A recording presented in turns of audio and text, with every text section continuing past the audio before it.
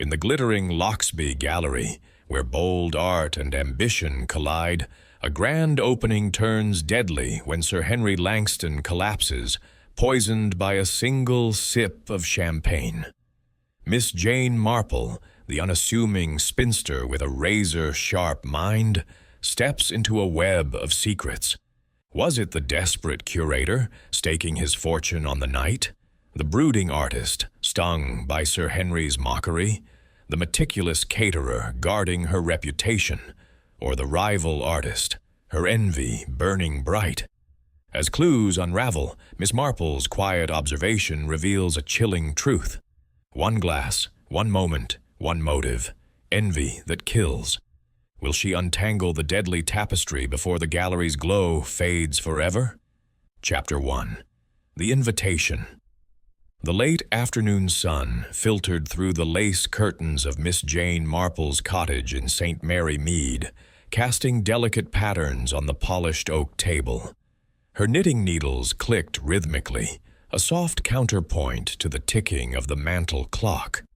On the table lay a crisp, gilt-edged invitation, its elegant script announcing the grand opening of the Loxby Gallery, a new venture in the nearby town of Much Benham. The event promised to unveil the bold, modern works of Julian Tarrant, an artist whose name had begun to stir whispers even in the quiet lanes of Miss Marple's village. Miss Marple paused, her needles still, and adjusted her spectacles to reread the card. "An exhibition of contemporary art," she murmured, her lips pursing slightly. Such events were not her usual fare. She preferred the gentle familiarity of village fêtes or the occasional concert at the church hall. Yet her niece, Joan, ever eager to draw her aunt into the wider world, had pressed the invitation upon her during a recent visit. "It's quite the occasion, Aunt Jane," Joan had said, her eyes bright with enthusiasm. "The Loxby Gallery is all anyone talks about in Much Benham, and you, with your knack for seeing through people, you'll find it fascinating. There's bound to be something curious to catch your eye." Miss Marple smiled faintly at the memory. Joan, now a successful painter in her own right, had a modern streak that both amused and bemused her aunt. But there was truth in her words. Miss Marple had a way of noticing things, small gestures, fleeting glances, the unspoken tensions that hung in the air like dust motes in sunlight. In St. Mary Mead, she had unraveled many a tangle simply by observing the villagers. The vicar's nervous cough, the postmistress's too-quick smile, or the way Price at the bakery avoided certain topics. People, she often thought, were much the same everywhere, whether in a village or a grand gallery. She set the invitation down and sipped her tea, the porcelain cup warm in her hands. The Loxby Gallery, Joan had explained, was no ordinary place. Housed in a restored Georgian manor, it was the pet project of Mr. Percival Wren, a man said to be both charming and ambitious. The artist, Julian Tarrant, was a local prodigy, his abstract canvases fetching high prices in London. The opening would draw a glittering crowd, critics, patrons, perhaps even a few titled names. Miss Marple wondered about the guest list. In her experience, such gatherings attracted not only admiration, but envy, rivalry, and sometimes something darker. Her thoughts drifted to a long-ago incident in St. Mary Mead, when a visiting lecturer had caused a stir at the Women's Institute. His charm had masked a petty theft, uncovered only because Miss Marple had noticed his habit of touching his tie when questioned. She chuckled softly. "An art gallery opening," she said to herself, "is rather like a village gathering, only with fancier frocks and better wine." The invitation specified evening dress, a detail that gave her pause. Her wardrobe, practical and unassuming, held little suited for such an occasion. But she had her black lace gown, a reliable choice, understated yet elegant, perfect for blending into the background. And blending, Miss Marple knew, was the best way to observe. She would go, not for the art, but for the people, their ambitions, their secrets, their unguarded moments. As she resumed her knitting, her mind turned to Much Benham. She had visited the town occasionally, its cobbled streets and bustling market a contrast to St. Mary Mead's sleepy charm. The Loxby Gallery, she recalled, stood on the edge of town, its white columns and tall windows imposing against the countryside. Joan had mentioned rumors of financial troubles dogging the project, and Mr. Wren's determination to make it a success. "He's staked everything on this," Joan had said. "One wrong step, and the whole thing could collapse." Miss Marple's needles paused again. Ambition, she knew, could be a dangerous thing. In St. Mary Mead, she had seen it drive people to folly, a farmer overreaching with a risky loan, a shopkeeper spreading malicious gossip to outshine a rival. She wondered about Mr. Wren and about Julian Tarrant, whose art seemed to provoke both adoration and scorn. And then there were the others Joan had mentioned in passing, a caterer with a reputation for perfection, and a rival artist whose name escaped her. A gallery opening with its mix of egos and champagne was a stage ripe for drama. She folded the invitation and tucked it into her handbag, her decision made. She would attend not out of curiosity for art, but for the human tapestry it would reveal. "After all," she said softly, her eyes twinkling, "people are so very predictable, and yet so very surprising." With that, she rose to prepare for the journey, already sensing that the Loxby Gallery might offer more than paintings to ponder. Chapter 2. The Gallery's Glow. The Loxby Gallery stood like a beacon against the twilight, its whitewashed Georgian facade aglow with the soft radiance of strategically placed lanterns. The manor's tall windows reflected the last streaks of a crimson sunset, lending an almost theatrical air to the evening. Miss Jane Marple, stepping from the hired car Joan had insisted upon, adjusted her black lace shawl and surveyed the scene with her customary quiet attentiveness. The air was crisp, carrying the faint scent of autumn leaves and the promise of champagne within. A small crowd milled at the entrance, their laughter and chatter rising like a delicate overture to the night's performance. Miss Marple, in her unassuming black gown, felt a familiar thrill, not for the art, but for the human spectacle about to unfold. The gravel drive crunched under her sensible shoes as she approached the wide oak doors, flung open to welcome the guests. A young man in a crisp suit checked her invitation with a deferential nod, his eyes barely lingering on the elderly spinster before him. Miss Marple was accustomed to such dismissals. They suited her perfectly. To be unnoticed was to be free to observe, and already her sharp eyes were cataloging details. The gleam of a diamond brooch on a woman's velvet dress, the nervous tug of a man's cuff, the way the doorman's smile tightened when a latecomer pressed too close. People, she thought, were always revealing themselves.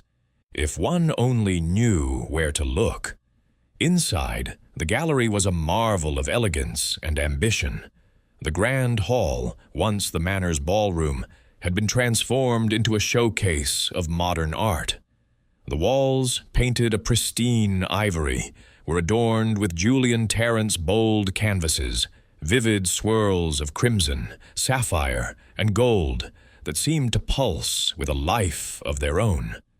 Chandeliers hung from the high ceiling, their crystal prisms scattering light across the polished parquet floor. Waiters in black ties glided through the crowd, balancing trays of champagne flutes and delicate canapes. The air hummed with conversation, punctuated by the clink of glasses and the occasional burst of laughter. Miss Marple accepted a flute from a passing waiter, holding it lightly without drinking. She had no great fondness for champagne, but the glass was a useful prop, allowing her to blend into the throng. She moved slowly toward a corner near a towering canvas, its abstract forms suggesting a storm-tossed sea. Or perhaps a lover's quarrel, she mused. From this vantage point, she could survey the room without drawing attention. Her eyes, bright and bird-like behind her spectacles, darted from face to face, noting the subtle interplay of glances and gestures that betrayed the undercurrents beneath the evening's polish. At the center of the room stood Mr. Percival Wren, the curator, a wiry man in his late 40s, with a sharp, aquiline nose and eyes that glittered with restless energy. His tailored suit, a shade too flashy for Miss Marple's taste, spoke of a man determined to make an impression. He moved among the guests with practiced ease, his voice carrying a note of forced joviality as he extolled the virtues of Terrence's work. "A visionary," he was saying to a stout woman in emeralds, "a true pioneer of the modern form." The woman nodded vaguely, her attention more on her champagne than his words. Miss Marple noted the faint sheen of perspiration on Wren's brow, despite the coolness of the room. A man under pressure, she thought, recalling a village solicitor who had worn a similar look when his accounts failed to balance. Near the largest canvas, a brooding figure stood apart, his dark hair falling in a disheveled wave over a pale, angular face. This, Miss Marple deduced, was Julian Tarrant himself. He was younger than she'd expected, perhaps 30, with the lean, intense air of a poet or a revolutionary. His black suit was crumpled, as if he'd dressed in haste, and his eyes, dark and restless, scanned the room with a mixture of pride and unease. He did not mingle, preferring to linger by his work, one hand tracing the edge of the frame as if seeking reassurance. Miss Marple wondered what drove him, ambition, passion, or something less noble. In St. Mary Mead, she had known a young painter, talented but prickly, whose jealousy of a rival had led to a most unfortunate incident involving a slashed portrait. Artists, she reflected, were often their own worst enemies. Her gaze shifted to the bustling figure of Mrs. Clara Bates, the caterer, who commanded the refreshment table with the precision of a general.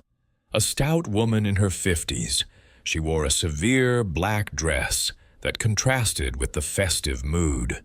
Her gray hair was pulled into a tight bun, and her eyes, small and piercing, missed nothing. She directed her staff with sharp gestures, ensuring the trays remained full and the glasses sparkling.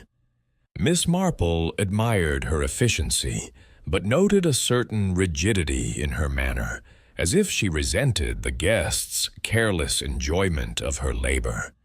There was something familiar in that stern demeanor, reminiscent of Mrs. Green, the St. Mary Mead housekeeper who had once poisoned a rival's jam out of spite. Efficiency, Miss Marple knew, could mask a multitude of motives. As she sipped her untouched champagne, Miss Marple's attention was drawn to a late arrival who slipped through the doors with the grace of a cat. Miss Diana Forbes, a rival artist, was a striking woman in her late 20s, her auburn hair swept into an elegant chignon, her emerald green gown clinging to a figure that turned heads.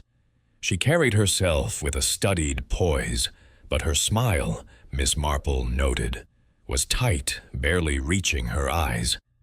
Diana paused near the entrance, her gaze sweeping the room before settling on Tarrant.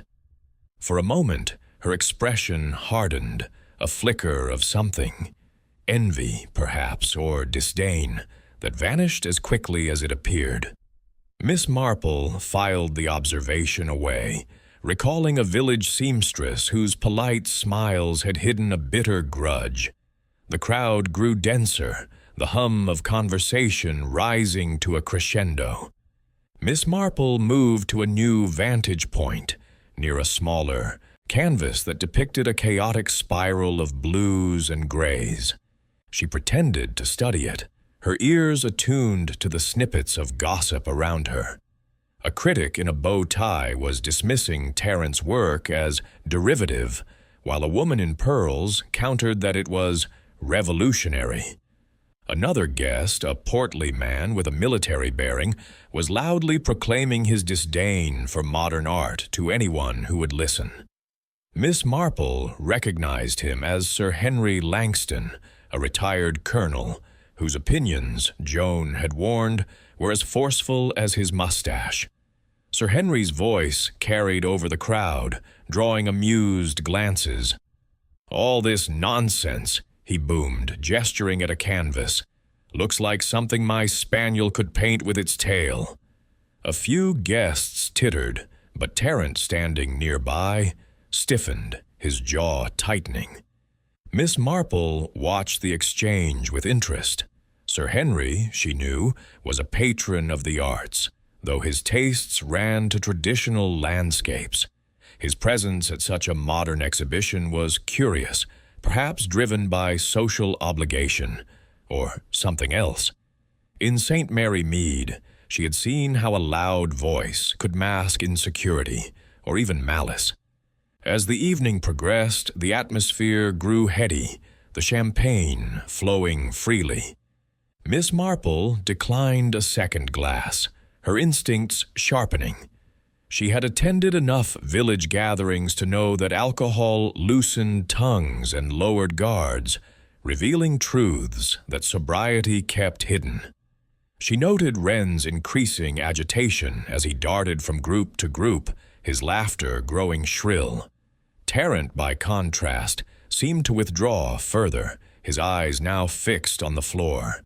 Mrs. Bates, ever vigilant, snapped at a waiter who fumbled a tray, her voice cutting through the din. And Diana Forbes, circulating with apparent ease, never strayed far from Tarrant's orbit, her glances toward him sharp and calculating. Miss Marple's thoughts were interrupted by a sudden hush. Sir Henry, standing near the center of the room, raised his glass in a toast.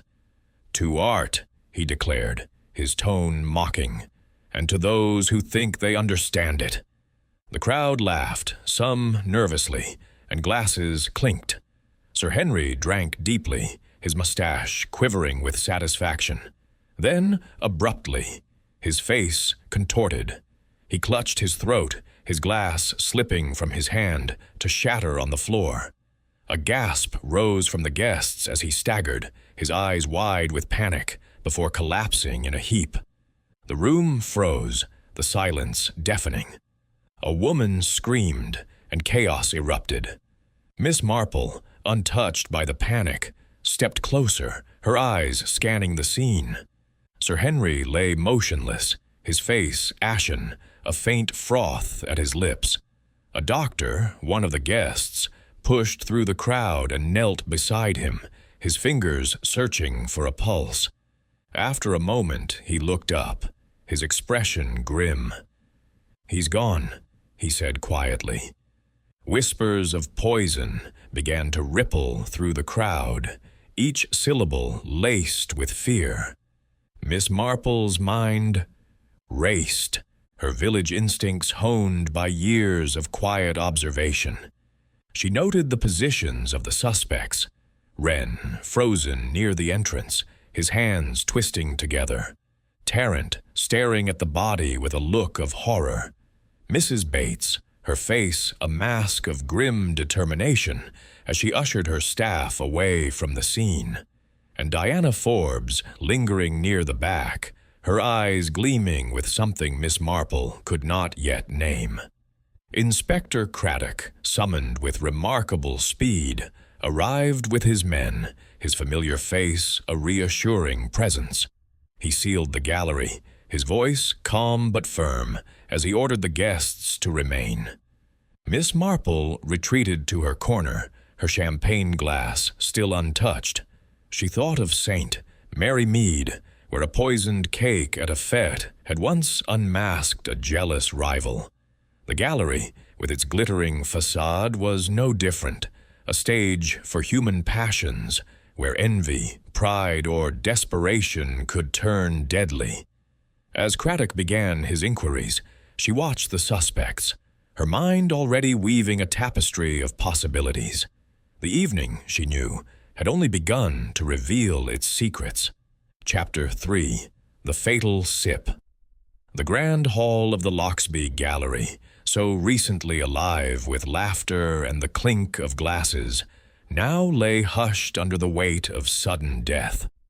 Sir Henry Langston's body sprawled across the parquet floor, his florid face frozen in a rictus of agony, the shattered remnants of his champagne flute sparkling cruelly in the chandelier's light. The air, once fragrant with perfume and wine, now carried a faint, acrid whiff, like bitter almonds, that made the guests draw back. Miss Jane Marple stood quietly near a swirling canvas, her black lace shawl clutched tightly, her sharp eyes darting over the scene. The word "poison" hissed through the crowd, each whisper laced with fear and suspicion. Inspector Craddock, his lean figure commanding despite the chaos, moved with quiet authority. His officers had cordoned off the center of the room, herding the glittering assembly toward the walls. A young constable, his notebook trembling slightly, struggled to keep pace with the murmurs of the crowd, but Craddock's steady gaze restored order. "No one leaves," he said firmly, his voice cutting through the nervous babble.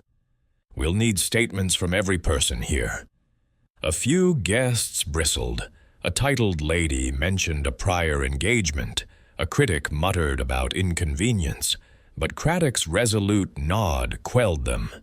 Miss Marple, inconspicuous in her corner, nodded approvingly. She had worked with Craddock before, in St. Mary Mead, where his dogged persistence had untangled a web of deceit. This, she sensed, would test his skills to the fullest. Dr. Hargreaves, the bespectacled physician who had pronounced Sir Henry dead, lingered by the body, his face etched with professional dismay. He rose, brushing his trousers, and spoke softly to Craddock.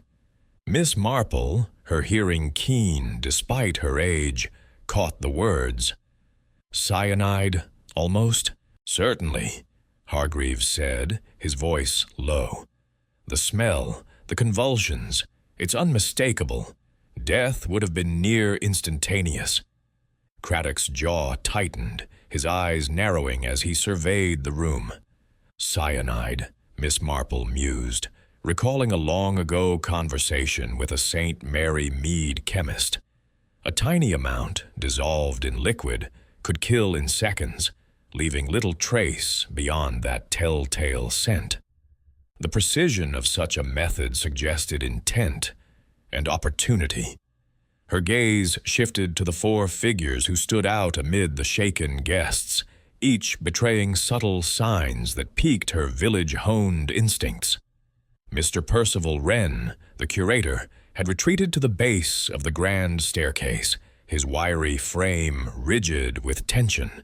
His sharp features, so animated earlier, were now drawn, his fingers shredding a silk handkerchief as he watched Craddock's men. Miss Marple noted the faint sheen of sweat on his brow, despite the evening's chill. In St. Mary Mead, she had seen such nervous tics in a churchwarden caught pilfering the collection plate. Was Wren's distress merely the shock of a ruined evening, or did it hint at a deeper fear of exposure? Julian Tarrant, the artist, stood frozen by his largest painting, his pale face drained to a ghostly pallor. His dark eyes, fixed on Sir Henry's body, held a complex emotion. Shock, yes, but also a flicker of something sharper, perhaps resentment. Miss Marple recalled Joan's mention of Sir Henry's disdain for Tarrant's work, a barb delivered publicly in that mocking toast. Artists, she knew from village experience, could be fiercely protective of their creations. A young St. Mary Mead poet had once torn a rival's verses to shreds after a scathing review. Had Tarrant's wounded pride driven him to a more lethal retaliation? Mrs. Clara Bates, the caterer, stood like a sentinel near her refreshment table, her stern face a fortress of control. Her small, piercing eyes followed the police with a wary intensity, and she snapped at a young waiter who lingered too close to the cordoned area. Yet, Miss Marple caught a fleeting crack in her composure, a tightening of her lips as she glanced at the broken glass. The champagne, after all, had come from her domain.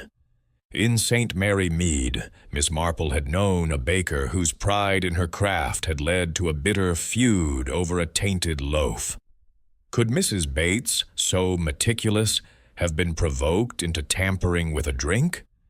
Miss Diana Forbes, the rival artist, leaned against a column near the entrance, her emerald gown catching the light like a jewel. Her face was a mask of cool detachment, but her eyes betrayed her, darting to Tarrant with a glint that Miss Marple read as triumph. That faint, fleeting smirk reminded her of a saint, Mary Mead seamstress, who had sabotaged a rival's gown out of envy. Diana's late arrival, her poised aloofness, suggested a woman who knew more than she let on. Had she seen Sir Henry's death as a chance to dim Tarrant's star? Craddock began his inquiries, calling for witnesses to Sir Henry's final moments. A woman in a sapphire gown recounted his toast, her voice trembling. He was so jovial, raising his glass. Then he just fell. A man with a monocle added that Sir Henry had seemed flushed, perhaps unwell, before the collapse. Miss Marple listened, her mind returning to the tray of champagne flutes she had noticed near the entrance, where guests had collected their drinks upon arrival. The glasses, etched with the gallery's crest, had been within easy reach of a quick hand. She made a mental note to ask Craddock about their handling, though she knew better than to intrude directly. Her role, as always, was to observe and suggest, like a village spinster nudging a vicar toward an uncomfortable truth. As the police began collecting statements, Miss Marple drifted closer to the entrance, her eyes on the spot where the tray had stood. A constable now guarded it, but the remaining flutes sat untouched, their contents glinting ominously. She wondered about the poison's delivery. Cyanide, she recalled, dissolved easily in liquid, its taste masked by the champagne's effervescence. The killer would have needed only a moment to slip it into Sir Henry's glass. But how had they ensured he took the right one? In St. Mary Mead, a poisoned bottle of sherry had once been traced to a carefully orchestrated moment of distraction. Here, in the bustle of the gallery's opening, such a moment would have been all too easy to seize. Craddock approached the suspects, his notebook open, his manner brisk but polite. He spoke first to Wren, who stammered that he had been greeting guests all evening, far from the drinks. Tarrant, still shaken, muttered about his focus on the art, claiming no knowledge of the champagne's handling. Mrs. Bates, indignant, insisted her staff followed strict protocols, the bottles sealed until poured. Diana Forbes, her voice smooth as silk, said she had arrived late and taken no drink at all. Miss Marple, listening from a discreet distance, noted the subtle defensiveness in each response, like villagers denying a petty theft. The crowd grew restless, their murmurs rising. A woman in furs whispered of a curse on modern art, while a critic speculated about a disgruntled rival. Miss Marple ignored the gossip, her mind sifting through the facts. The poison's speed suggested intent, but its target puzzled her. Sir Henry, with his loud opinions and wealth, had likely made enemies. But why here? Why now? She thought of the gallery's stakes, Wren's ambition, Terrence's reputation, Diana's envy. Even Mrs. Bates, with her pride in her work, might have resented Sir Henry's rumored complaints about her service. In St. Mary Mead, motives were often small but deadly. A slighted heart, a wounded ego. Here they seemed magnified by the gallery's grandeur. As Craddock continued his work, Miss Marple retreated to her corner, her untouched, champagne set aside. She felt the weight of the evening's tragedy, yet her mind was alight with possibilities. The Loxby Gallery, like St. Mary Mead, was a microcosm of human nature, where beauty and venom often mingled. She would watch, she decided, and listen, letting the suspects reveal themselves as villagers always did.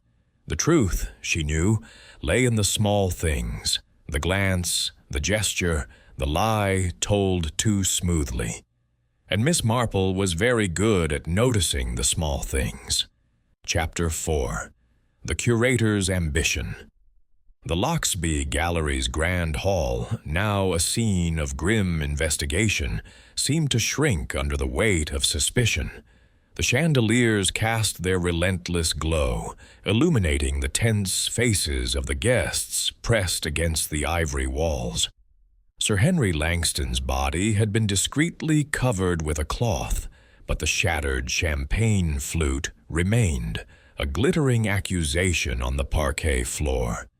Miss Jane Marple, standing quietly near a bold canvas of crimson whorls, adjusted her spectacles and watched Inspector Craddock with her usual unobtrusive attentiveness. His officers moved methodically, collecting statements, while the air buzzed with the nervous whispers of the crowd. Miss Marple's mind, however, was fixed on the first suspect Craddock approached, Mr. Percival Wren, the curator, whose restless energy seemed to coil tighter with each passing moment. Craddock, his notebook open, stood before Wren near the grand staircase, his calm demeanor a stark contrast to the curator's agitation. Wren's sharp features were drawn, his eyes darting like a trapped animal's. His silk handkerchief, now a crumpled rag, twisted in his hands as he faced the inspector's questions. Miss Marple, positioned just close enough to overhear, noted the faint tremor in his voice, a quiver she recognized from St. Mary Mead, where a nervous grocer had once betrayed his pilfering with a similar tic. People, she thought, were never so transparent as when they believed themselves opaque. "Mr. Wren," Craddock began, his tone measured, "you were responsible for organizing this event. Can you account for your movements this evening, particularly around the time Sir Henry collapsed?" Wren's lips parted, then closed, as if weighing his words. "I was greeting guests, Inspector," he said, his voice striving for confidence, but landing on a brittle note. "From the moment the doors opened, I was at the entrance, shaking hands, making introductions.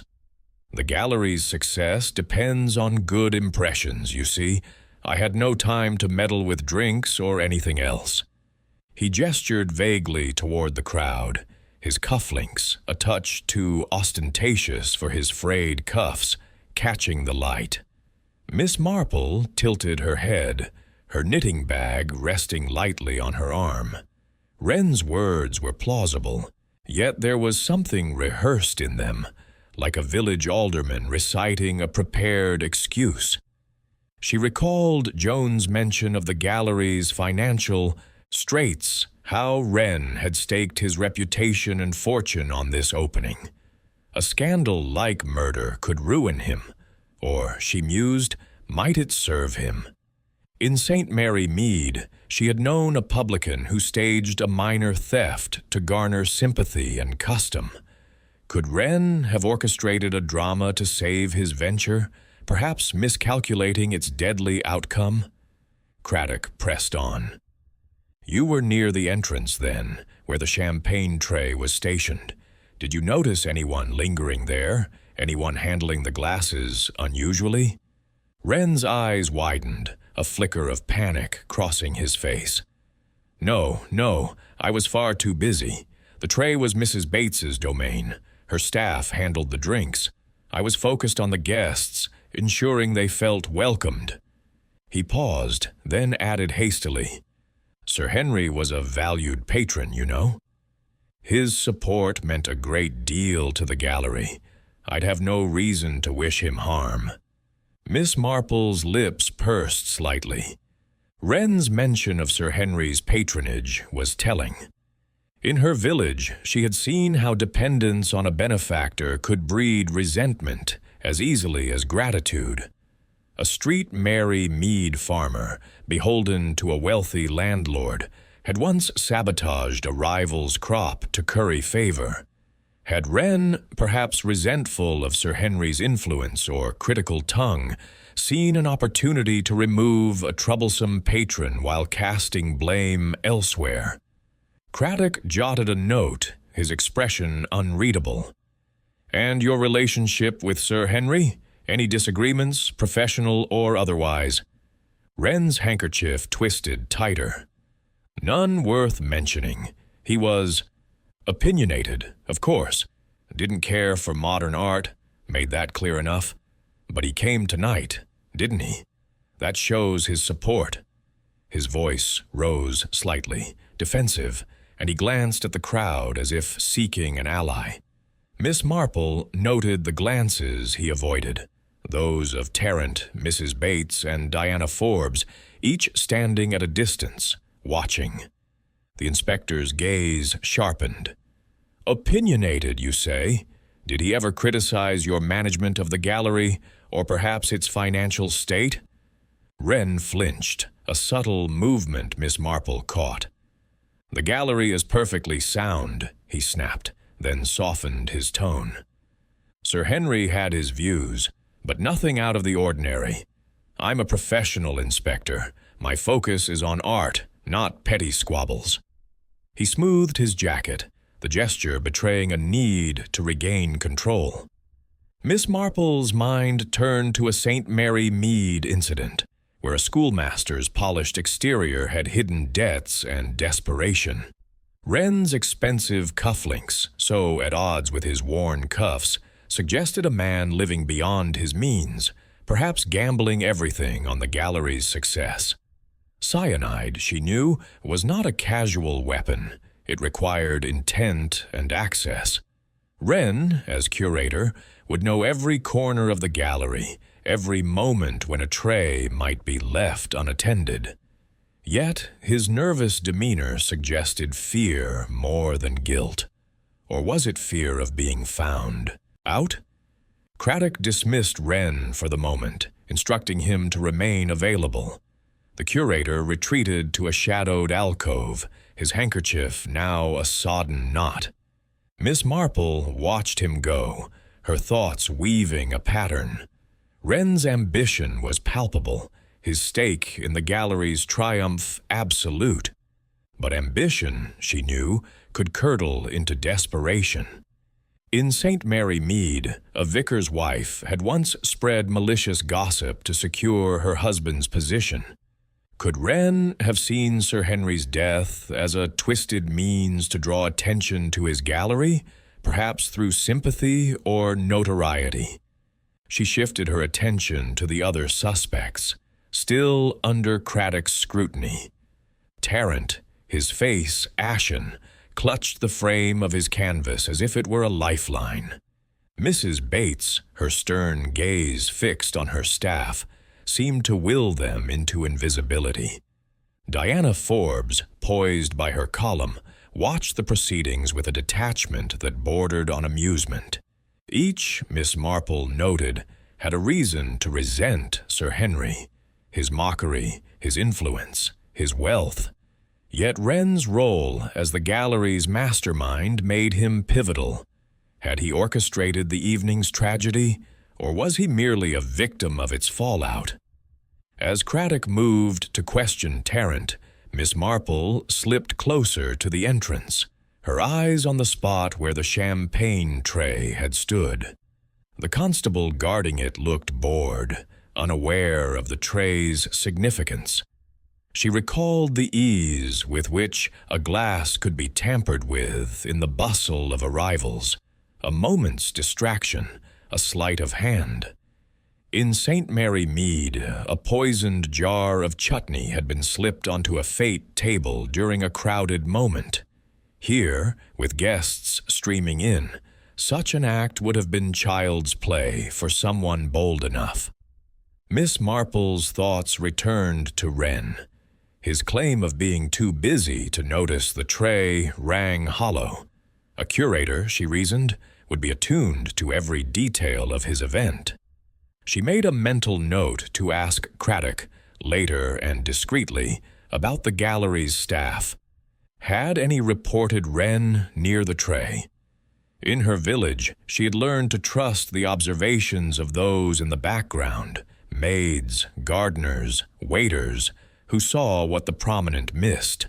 Wren's ambition, she suspected, was a thread that might unravel the entire tapestry of this crime. The crowd's murmurs grew louder, some guests daring to speculate about motives. A woman in a feathered hat whispered of a jilted lover, while a man with a monocle suggested a financial feud.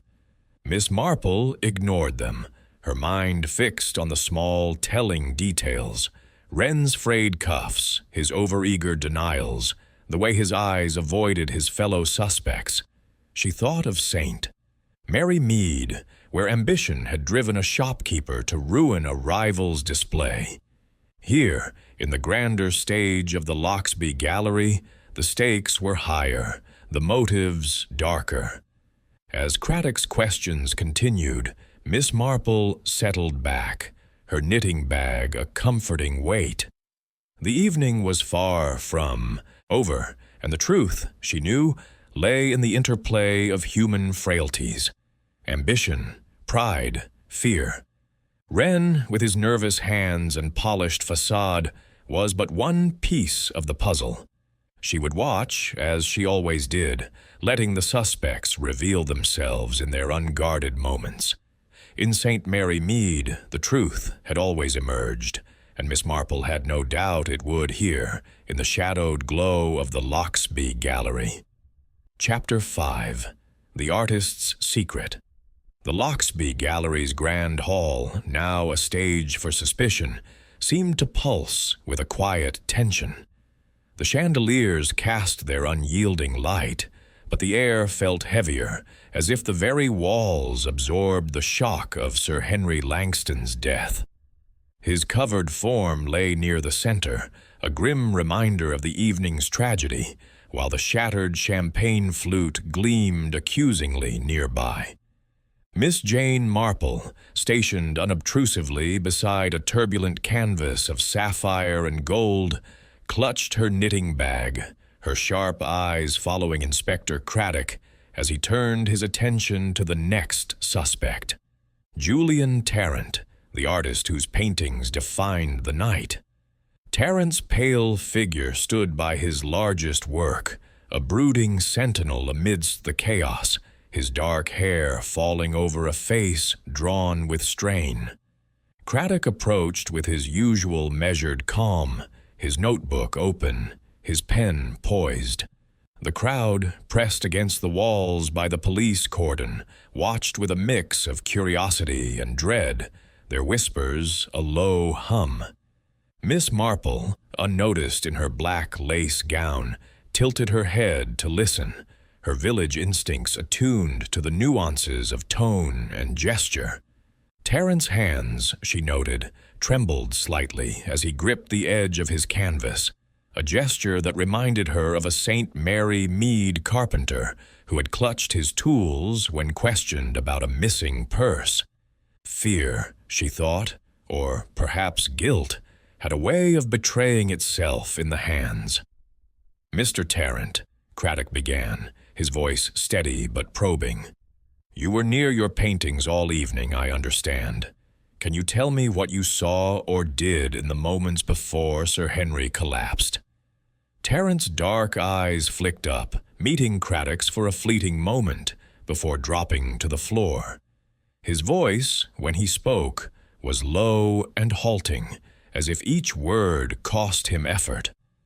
"I was here, by my work," he said, gesturing vaguely at the canvas behind him. "People were looking, talking. I wasn't paying attention to the drinks or Sir Henry. My paintings, they're all I cared about tonight." He paused, his jaw tightening. "This was my moment, Inspector. I didn't need distractions." Miss Marple's lips pursed slightly.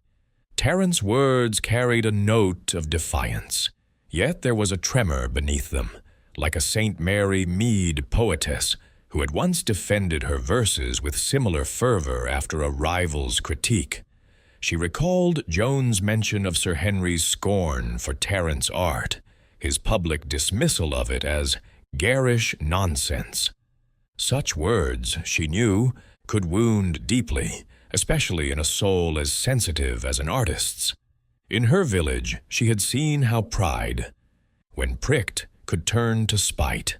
A young musician had once broken a rival's flute after a humiliating review.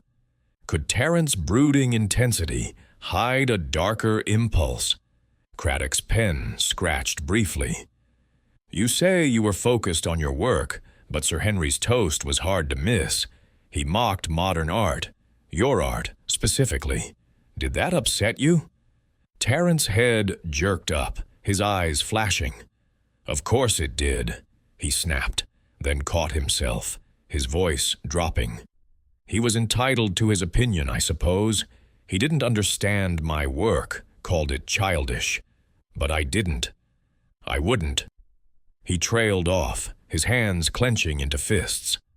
"I was too busy to notice who took what glass, Inspector. I swear it."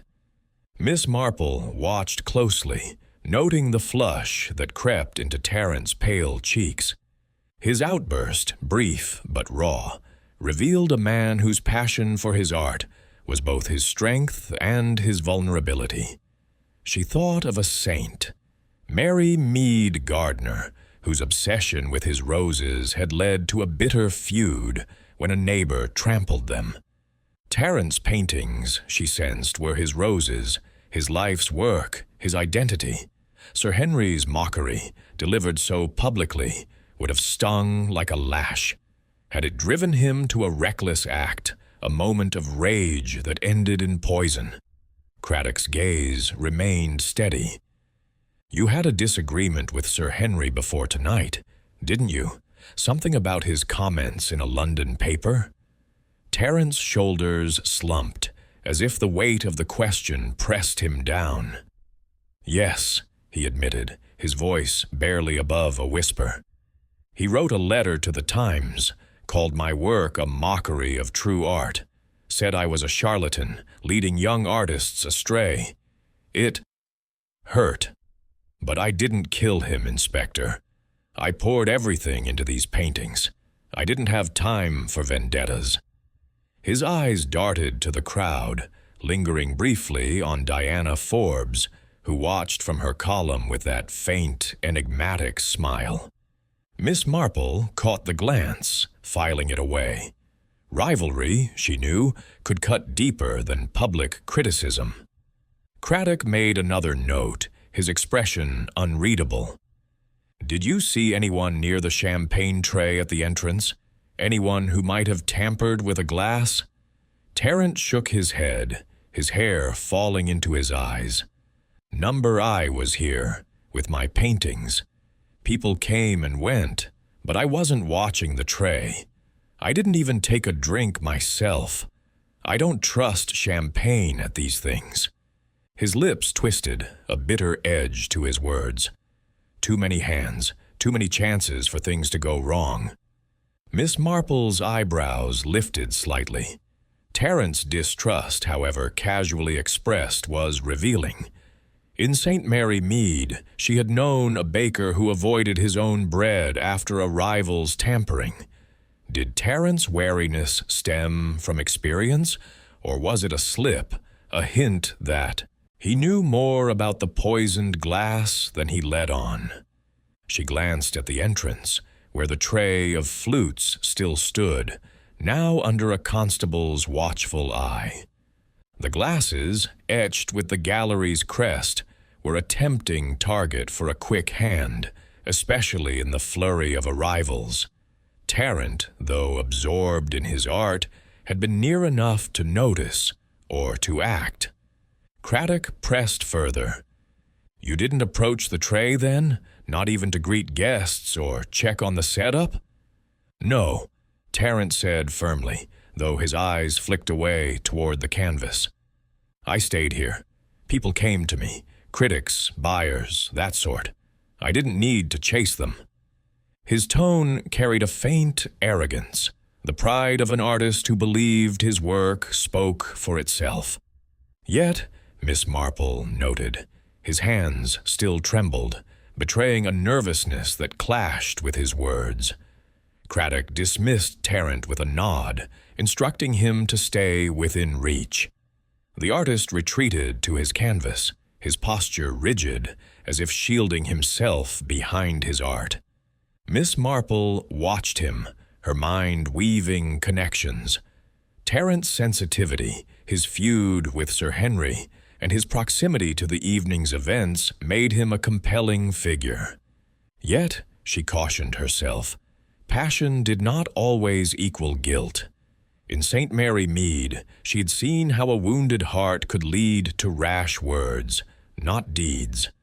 Still, Tarrant's secret, the depth of his resentment toward Sir Henry, was a thread she would follow.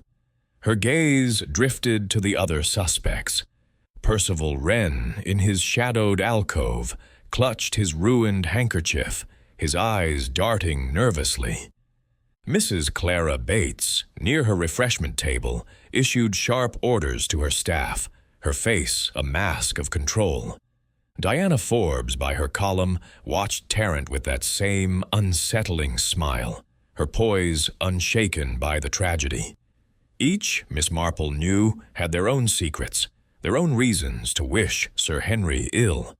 But Tarrant's raw emotion, his unguarded flash of anger, set him apart.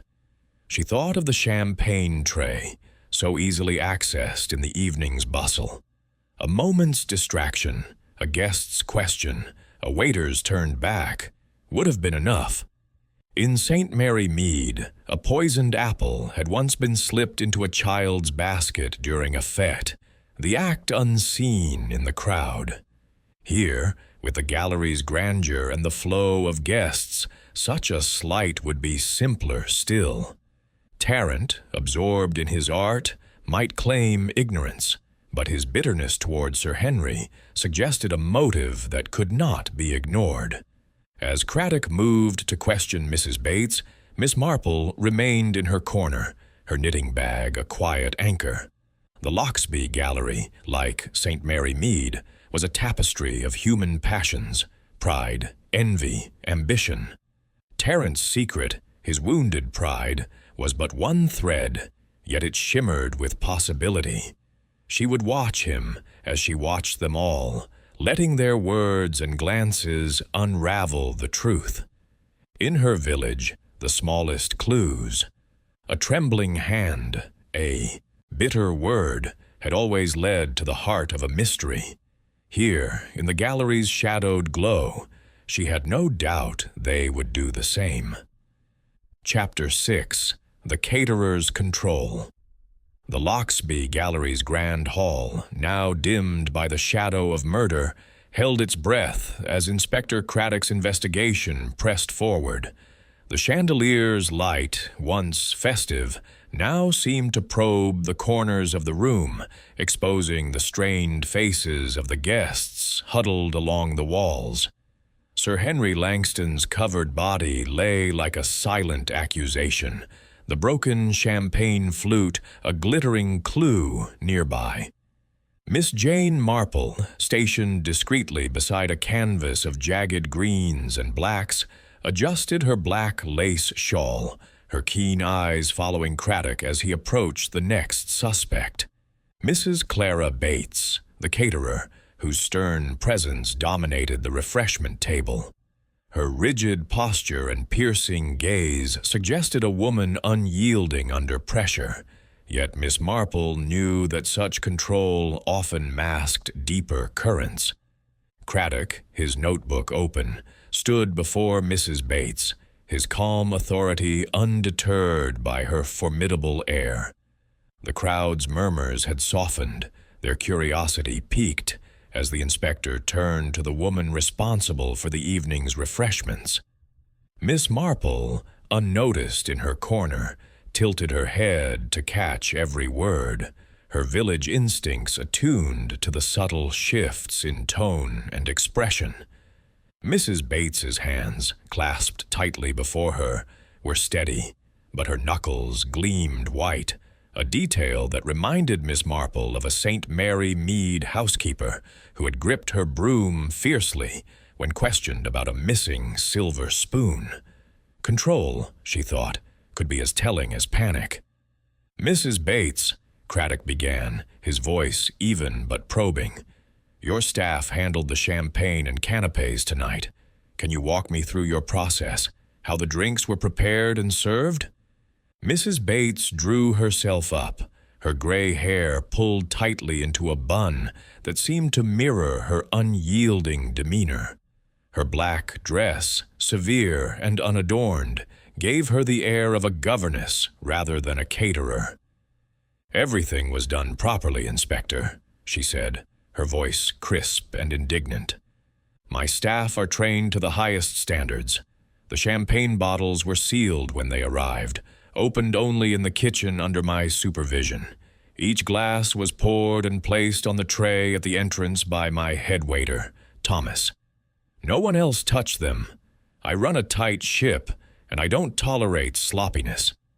Miss Marple's eyebrows lifted slightly.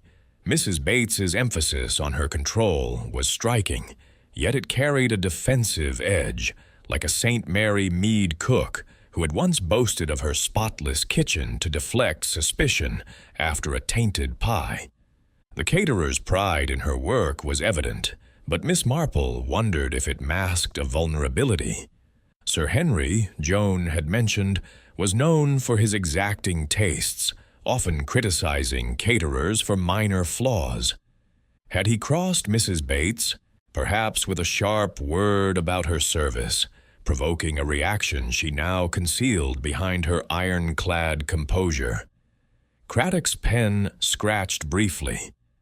"So, you're certain no one could have tampered with the champagne before it reached the guests? Not in the kitchen, or while the tray was at the entrance?" Mrs. Bates's eyes narrowed, her lips thinning. "Impossible," she snapped.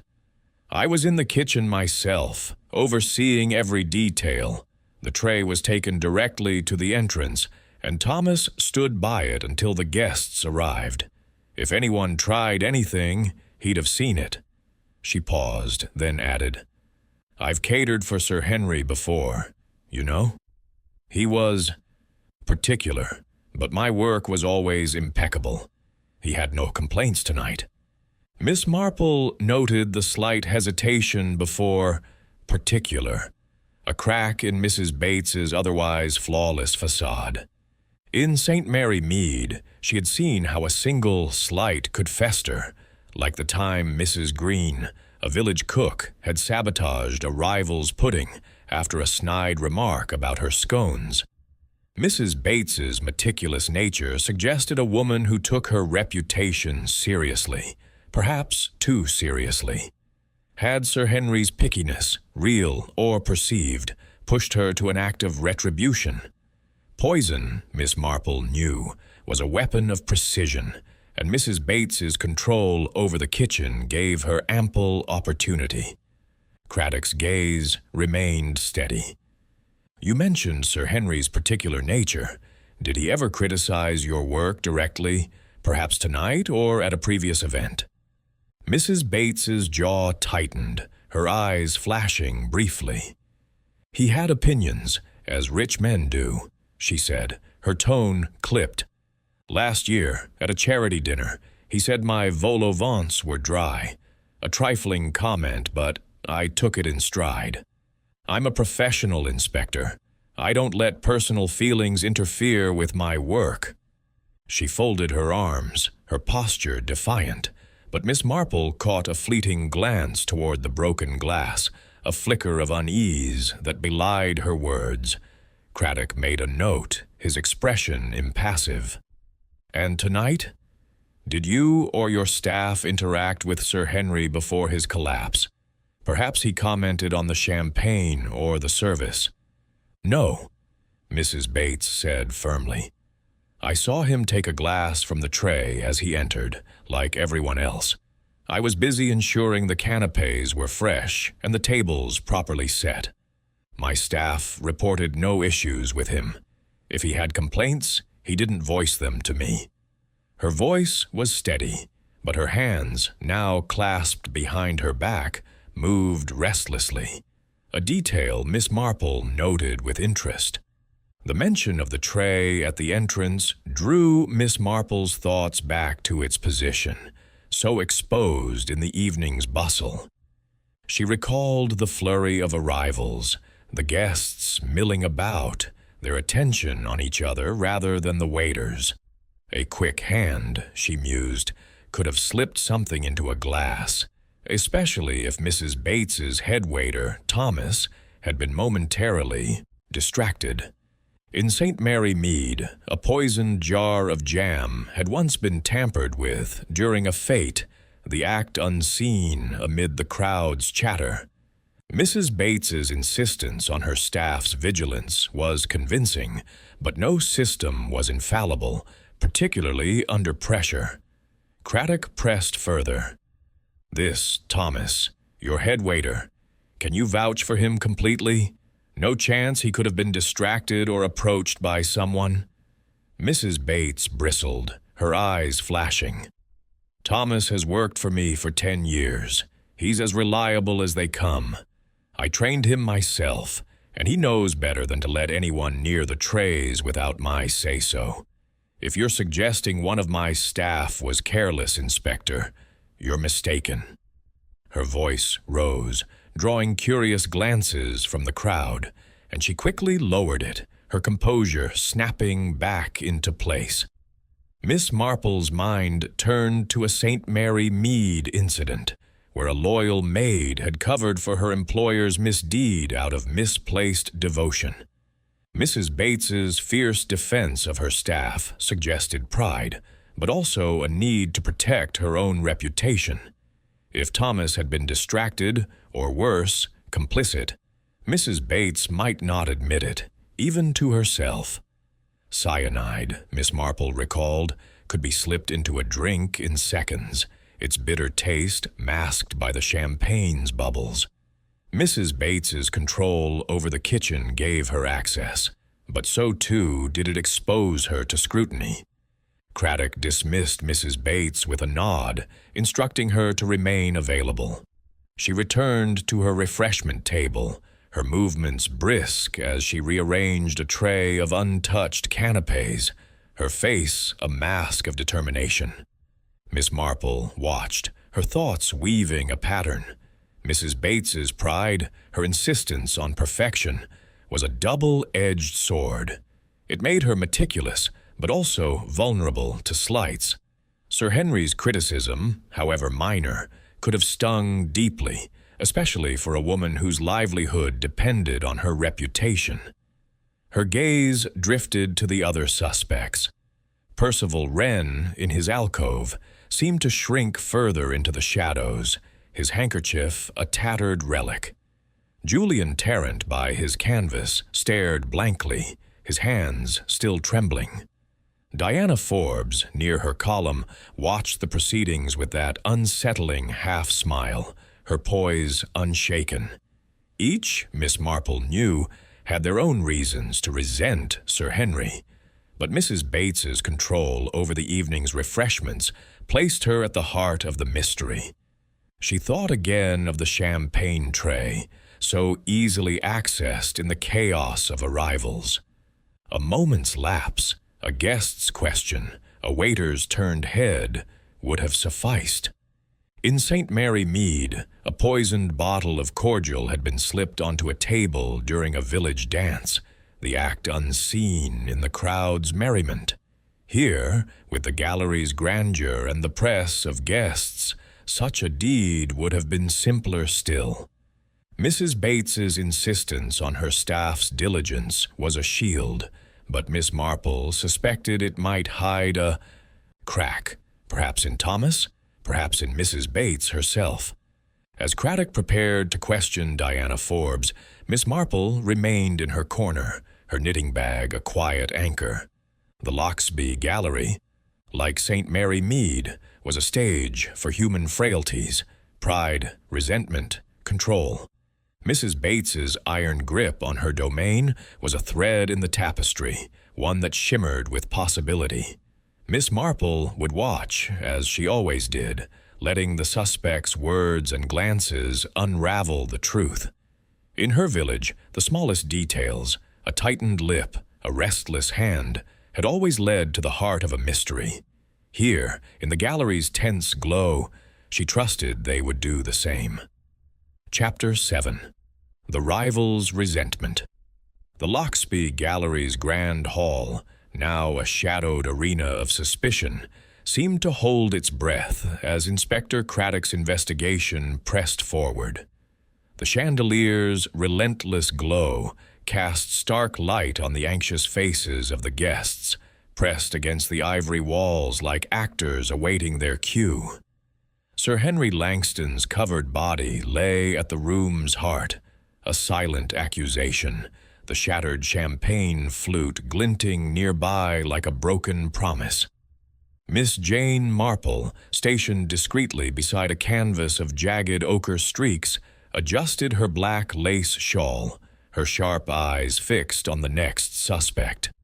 Miss Diana Forbes, the rival artist, whose poised figure leaned against an ivy-draped column near the entrance. Her emerald gown shimmered, but her cool detachment, Miss Marple noted, was a mask that invited scrutiny. Craddock approached Diana with his characteristic calm, his notebook open, his pen steady. The crowd's murmurs had dwindled to a tense hush, their curiosity sharpened as the inspector turned to the woman whose late arrival and enigmatic smile had drawn Miss Marple's attention from the start. Standing just close enough to overhear, Miss Marple tilted her head, her village instincts attuned to the subtle play of expression and tone. Diana's hands, elegantly gloved, rested lightly on her clutch, but her posture, too perfect, too still, reminded Miss Marple of a St. Mary Mead spinster who had once stood just so, hiding malice behind a serene facade. Composure, she thought, could be as revealing as agitation. "Miss Forbes," Craddock began, his voice measured but piercing. "You arrived later than most guests tonight. Can you tell me where you were and what you saw before Sir Henry's collapse?"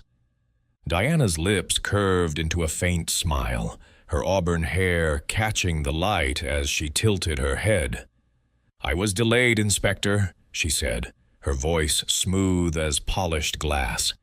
"A matter of dress, a torn hem, you know how it is. I arrived just as the crowd was thickening, took a moment to compose myself outside, then entered. I saw Sir Henry with his glass, making his unfortunate toast. I was too far to notice much else." Her eyes, a striking green, met Craddock's without flinching. But Miss Marple caught a flicker of calculation in them, like a St. Mary Mead seamstress who had once lied about a ruined gown to cover a theft. Craddock's pen scratched briefly. "You were outside, then, near the entrance where the champagne tray stood. Did you see anyone handling the glasses, perhaps someone lingering unusually?" Diana's smile tightened, a subtle shift. "I'm afraid I wasn't paying attention to trays or waiters, Inspector. I was focused on the event, Julian Terrence moment, as everyone keeps saying."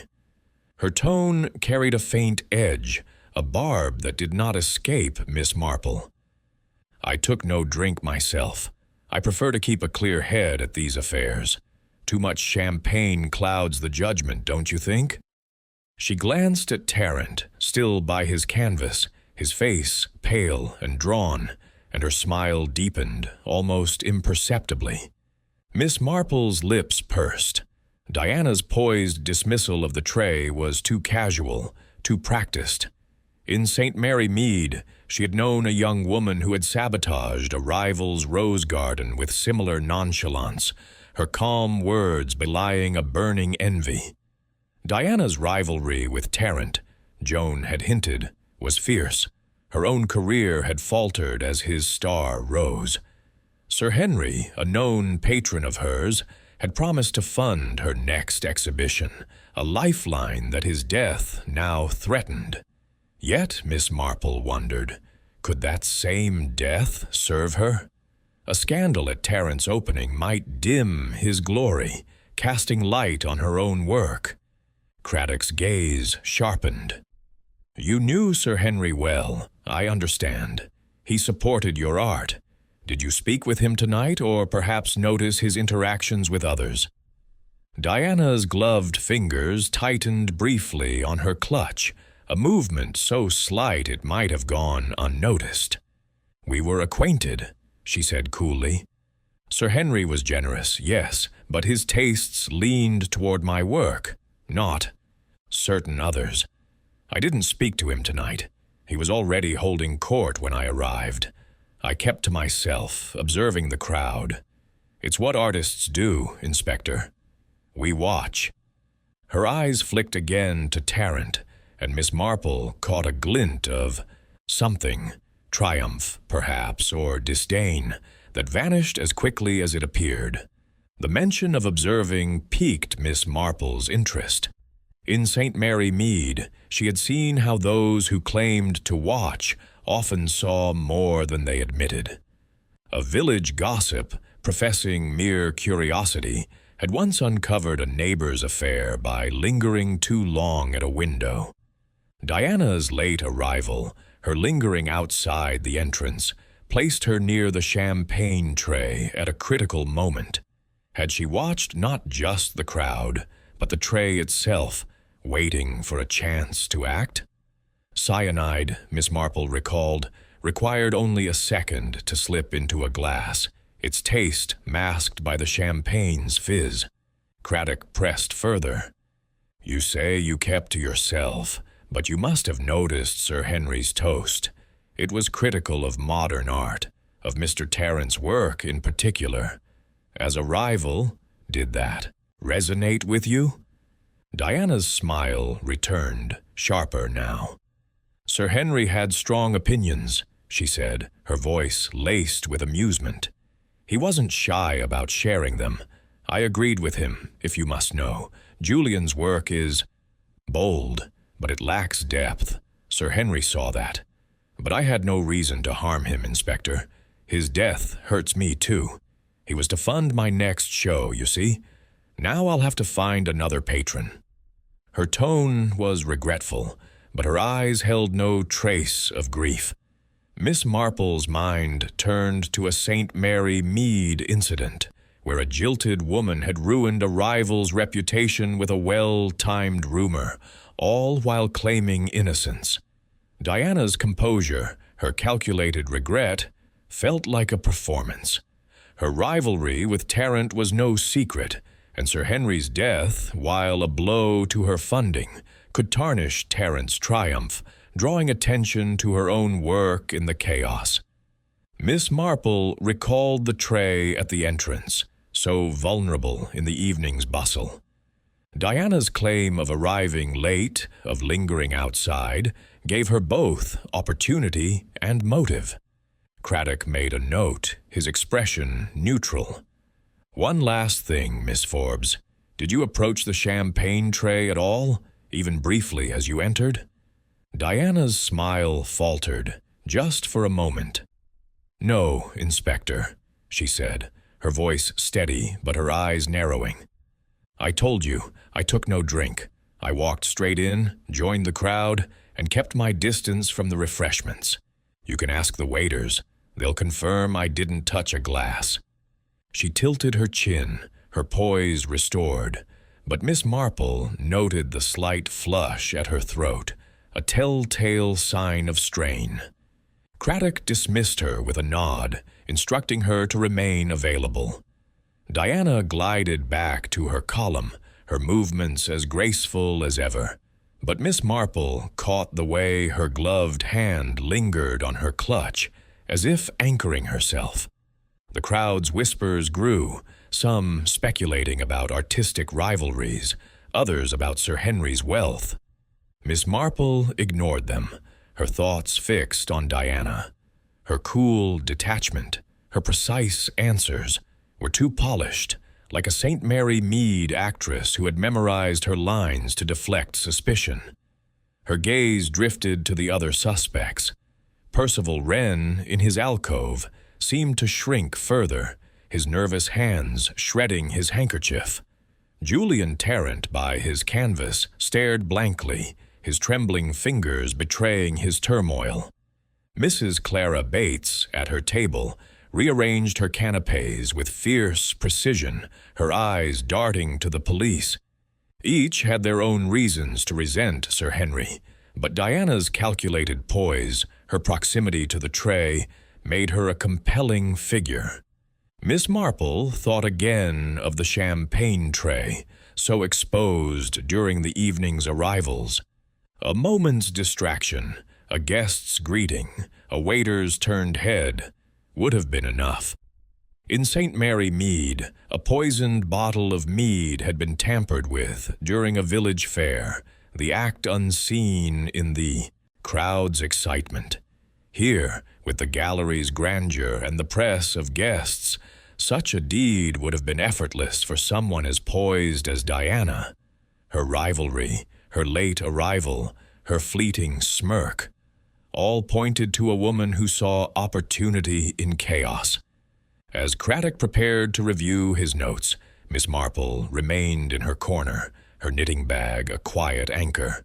The Loxby Gallery, like St. Mary Mead, was a tapestry of human passions: envy, ambition, resentment.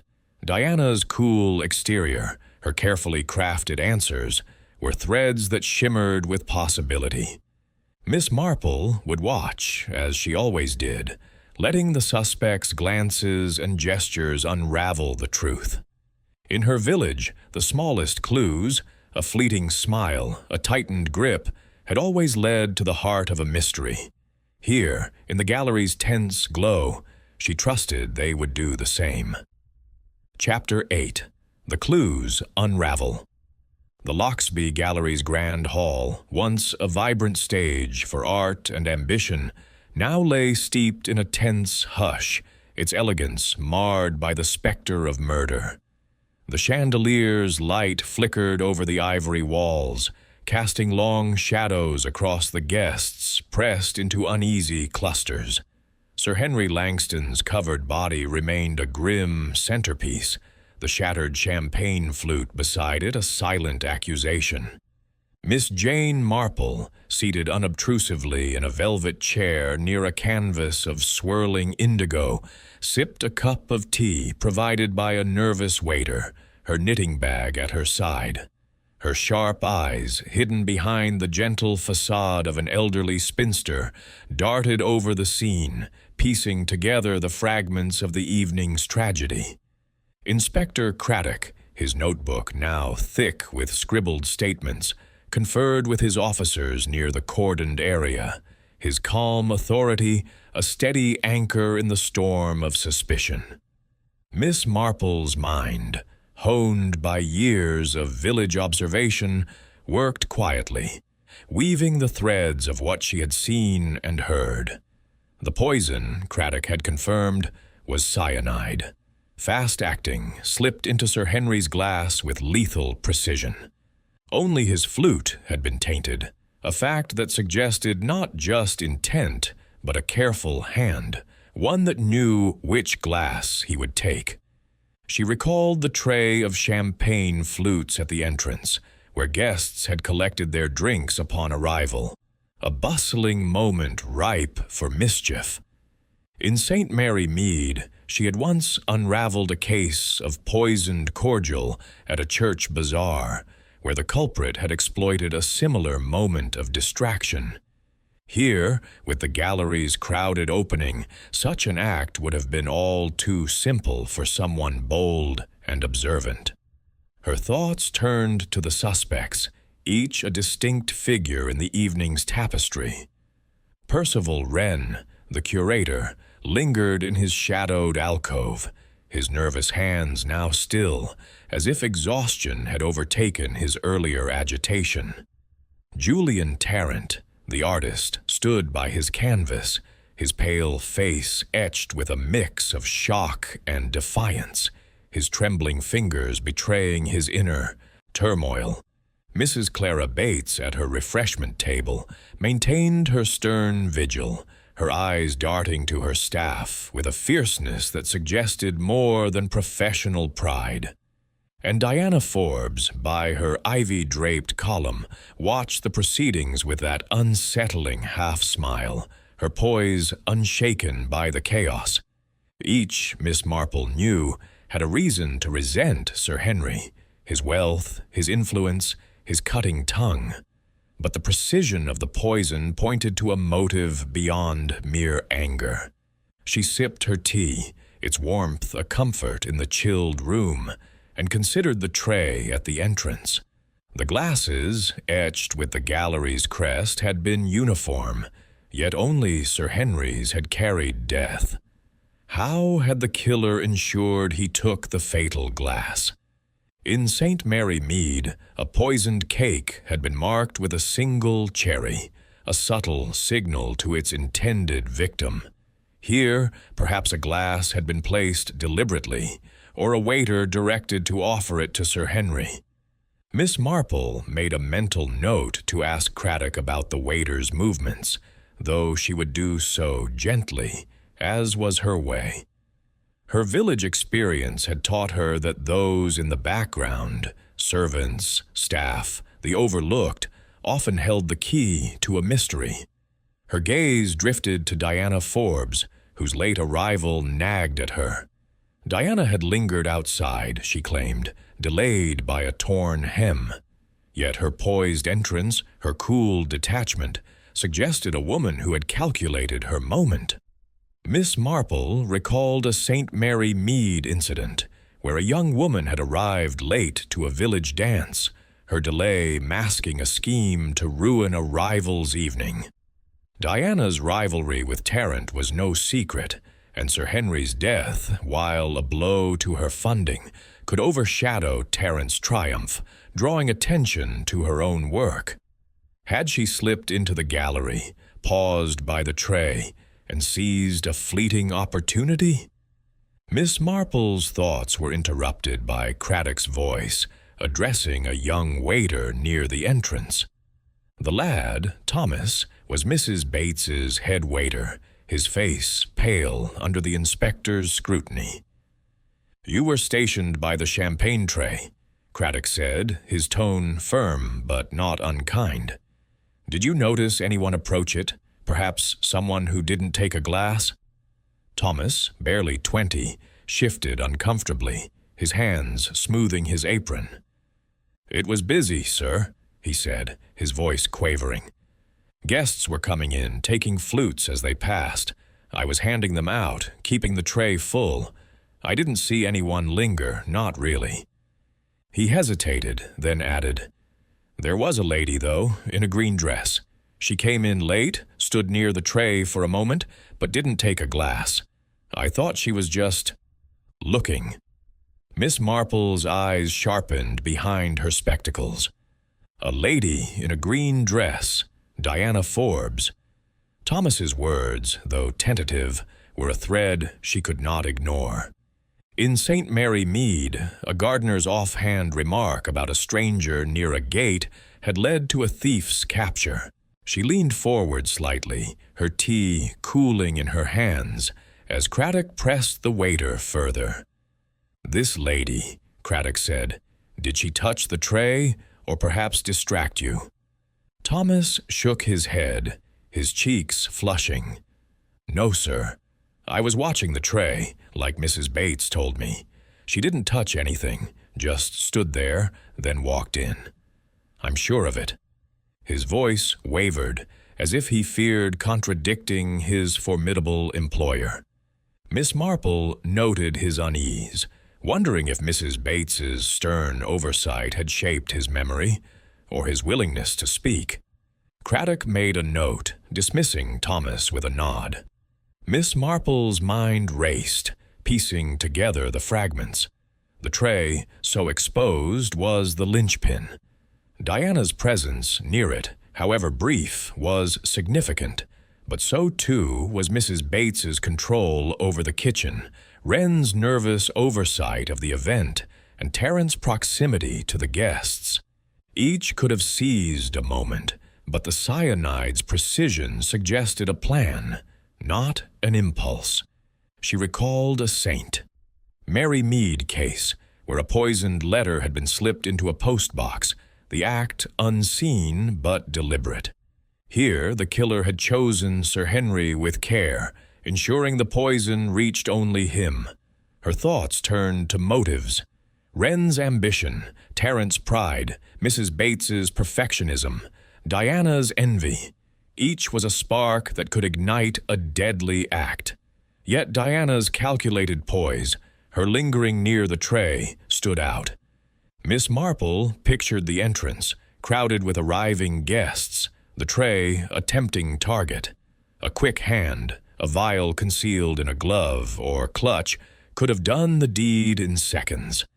In St. Mary Mead, a poisoned bottle of tonic had been tampered with during a fete, the culprit blending into the crowd. Diana, with her late arrival and cool detachment, fit the pattern of someone who planned her moment. Craddock, now conferring with Dr. Hargreaves, confirmed the cyanide's presence in the broken glass, its bitter almond scent unmistakable. The other flutes, tested discreetly, were clean, narrowing the act to a single targeted strike. Miss Marple's mind turned to the gallery's layout, the entrance, the tray, the flow of guests. Someone had watched Sir Henry, known his habits, perhaps even his preference for a particular glass. In St. Mary Mead, she had once deduced a poisoner's identity from a villager's habit of always choosing the same teacup. Had Sir Henry, in his blustering way, made his choice predictable? She glanced at the suspects. Wren, his face gray, seemed to shrink further into his alcove. Tarrant, by his canvas, stared blankly, his hands still. Mrs. Bates, at her table, rearranged her trays with mechanical precision. Diana, by her column, met Miss Marple's gaze for a fleeting moment, her smile unwavering. That glance, so brief, sent a shiver through Miss Marple, reminiscent of a St. Mary Mead widow who had smiled just so while hiding a theft. Diana's resentment, she sensed, was a thread that might unravel the entire mystery. As Craddock prepared to review his findings, Miss Marple set her tea aside, her knitting bag a quiet anchor. The Loxby Gallery, like St. Mary Mead, was a microcosm of human frailties, envy, pride, desperation. The clues, Thomas's hesitant words, Diana's lingering presence, the cyanide's precision, were threads in a tapestry she was beginning to see. She would watch, as always, letting the suspect's unguarded moments reveal the truth.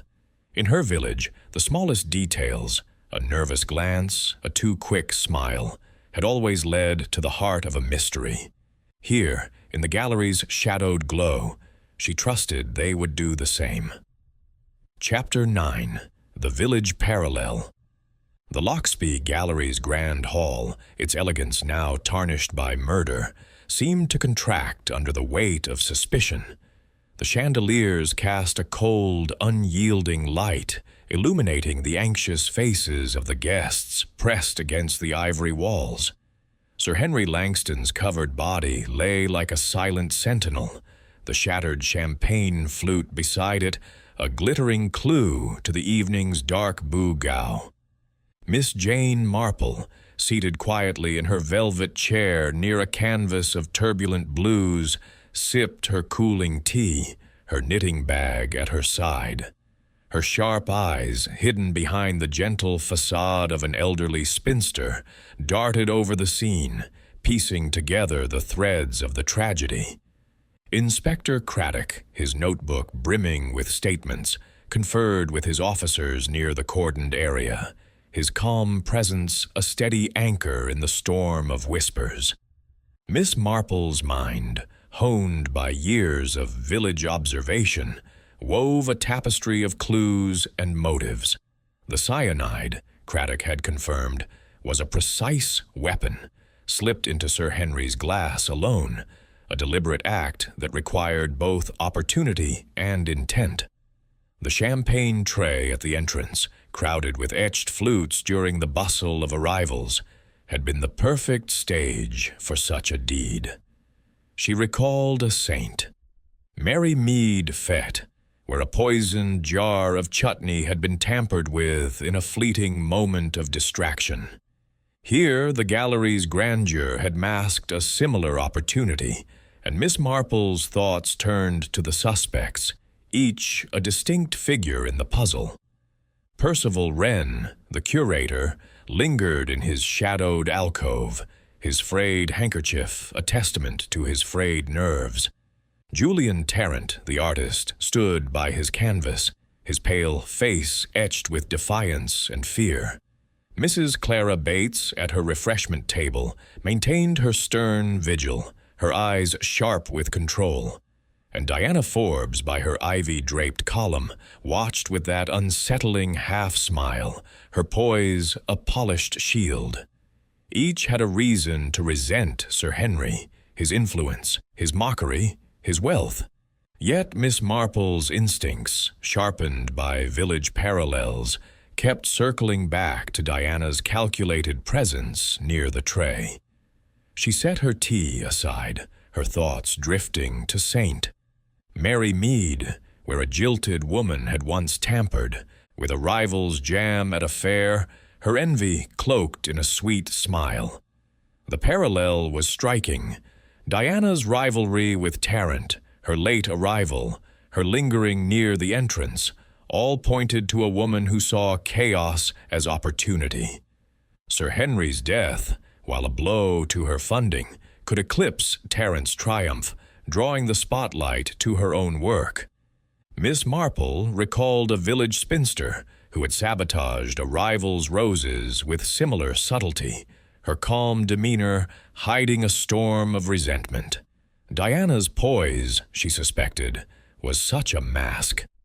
Determined to test her theory, Miss Marple rose, her movements slow and deliberate, and approached a young waiter hovering near the refreshment table. The lad, Thomas, was Mrs. Bates's head waiter, his face still pale from Craddock's earlier questions. Miss Marple smiled gently, her voice soft as she inquired about the evening's logistics. "It must have been quite a rush, dear, with so many guests arriving at once. Did you manage the champagne tray alone?" Thomas, relieved by her kindly tone, nodded. "Mostly, ma'am. I stood by the tray at the entrance, handing out flutes as folks came in. Mrs. Bates had us keep everything tight. Nobody touches the drinks but us." He hesitated, then added, "It was hectic, though." people pushing past, asking questions. I couldn't watch every glass. Miss Marple's eyes twinkled behind her spectacles. "Of course, dear. And did anyone linger near the tray? Perhaps someone who didn't take a glass?" Thomas frowned, thinking. "There was a lady in a green dress, ma'am. She came in late, stood by the tray for a moment looking around. Didn't take a drink, just walked in. I thought she was waiting for someone."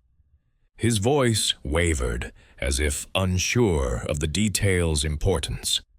Miss Marple thanked him warmly, her mind racing. The lady in green, Diana Forbes. Thomas's memory, though hesitant, confirmed her presence near the tray, a fleeting moment that could have been enough. In St. Mary Mead, a poisoned bottle of mead had been tampered with during a crowded fair, the culprit blending into the throng. Diana's late arrival, her poised pause by the tray, fit the pattern of a calculated act. Cyanide, Miss Marple recalled, dissolved swiftly in liquid, its taste masked by champagne's bubbles. A quick hand, a vial concealed in a glove, could have done the deed unseen. She returned to her chair, her thoughts sharpening. The other suspects remained compelling. Wren's desperate ambition, Terrence's wounded pride, Mrs. Bates's fierce control. But Diana's envy stood out. Her rivalry with Terrence, her connection to Sir Henry, her opportunity at the tray, wove a compelling thread. Miss Marple recalled a St. Mary Mead incident, where a jealous seam blown up by a jealous rival had sabotaged a competitor's cake with a single drop of poison. Diana, like that rival, could have aimed for chaos, not death, but the outcome was deadly. The precision of the act suggested a plan, not a whim, and Diana's cool calculation matched that intent. Her gaze drifted to Diana, still by her column, her emerald gown catching the light. That faint smile, that fleeting glance at Terrence. Miss Marple saw the echo of a village schemer, plotting in the shadows of a crowd. Wren, Terrence, and Mrs. Bates had their motives, but Diana's resentment shimmered with possibility. Could her envy have driven her to sabotage Terrence's moment, misjudging the dose's lethality? In St. Mary Mead, envy had often led to subtle crimes, and Miss Marple sensed a similar motive here, magnified by the gallery's stakes. As Craddock reviewed his notes, preparing to address the crowd again, Miss Marple settled back, her knitting bag a quiet anchor. The Loxby Gallery, like St. Mary Mead, was a stage for human passions, envy, ambition, pride. The clues, Thomas's hesitant recollection, Diana's calculated poise, the cyanide's precision, pointed to a deliberate hand. Miss Marple would watch, as always, letting the suspect's unguarded moments unravel the truth. In her village, the smallest details, a pause, a glance, had always revealed the heart of a mystery. Here, in the gallery's tense glow, she trusted they would do the same. Chapter 10. The Confrontation. The Loxby Gallery's grand hall, its elegance now a hollow shell, seemed to quiver with the weight of unfolding truths. The chandelier's cold light bathed the ivory walls, casting stark shadows over the guests, who stood in uneasy clusters, their whispers muted by the gravity of Sir Henry Langston's murder. His covered body lay like a grim anchor, the shattered champagne flute beside it a glittering testament to the evening's betrayal. Miss Jane Marple, seated in her velvet chair near a canvas of jagged ochre streaks, set her cold tea aside, her knitting bag a quiet companion. Her sharp eyes, veiled by the gentle demeanor of an elderly spinster, followed Inspector Craddock as he prepared to tighten the net around the suspects. Her village instincts, honed by years of quiet observation, sensed the moment of reckoning drawing near. Miss Marple's mind wove the threads of the night's clues into a clearer pattern. The cyanide, slipped with lethal precision into Sir Henry's glass, pointed to a calculated hand, one that had seized a fleeting opportunity at the champagne tray by the entrance. Thomas, the young waiter, had confirmed Diana Forbes's presence near the tray, her brief pause a moment ripe for mischief. In St. Mary Mead, Miss Marple had once unraveled a case of poisoned wine at a village supper, where a jealous rival had exploited a similar moment of chaos. Diana's envy of Julian Tarrant, her cool poise, her late arrival, all shimmered with possibility, yet Miss Marple knew better than to leap to conclusions. Percival Wren's desperation, Julian Tarrant's wounded pride, and Mrs. Clara Bates's fierce control remained threads in the tapestry, each demanding scrutiny. Craddock, his notebook now a chronicle of the evening's tensions, called his officers to the entrance, where the champagne tray stood under a constable's guard. Miss Marple watched as he beckoned Thomas forward again, his calm voice cutting through the room's unease. "You're certain, lad," Craddock said, "that the lady in the green dress lingered by the tray but took no glass?" Thomas, his apron smoothed nervously, nodded. "Yes, sir." She stood there a moment, looking about, then walked in. "I didn't see her touch anything, but it was busy, folks pushing past, asking for drinks." His voice wavered, his eyes darting to Mrs. Bates, who watched from her refreshment table with a scowl that could curdle cream. Miss Marple's lips pursed slightly.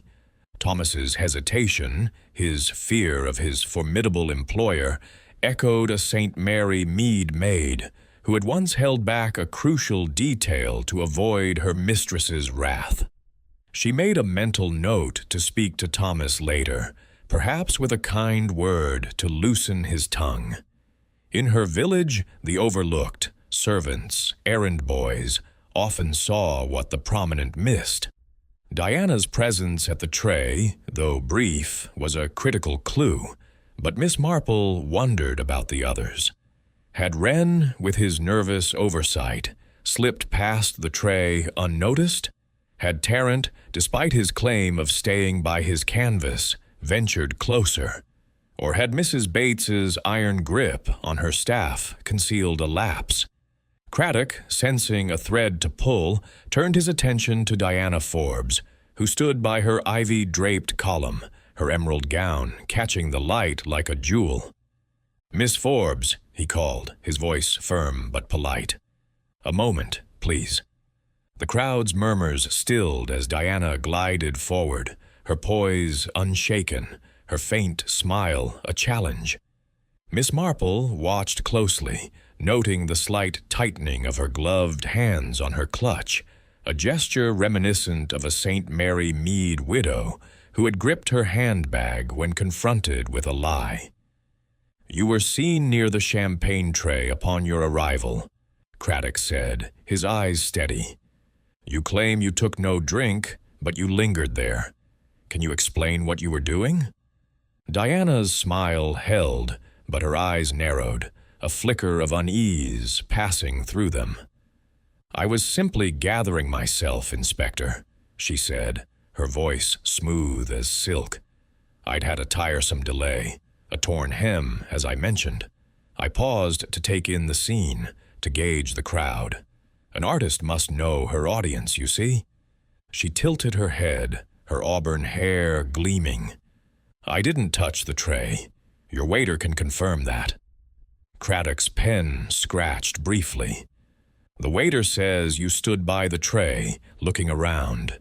It was a busy moment, easily distracting.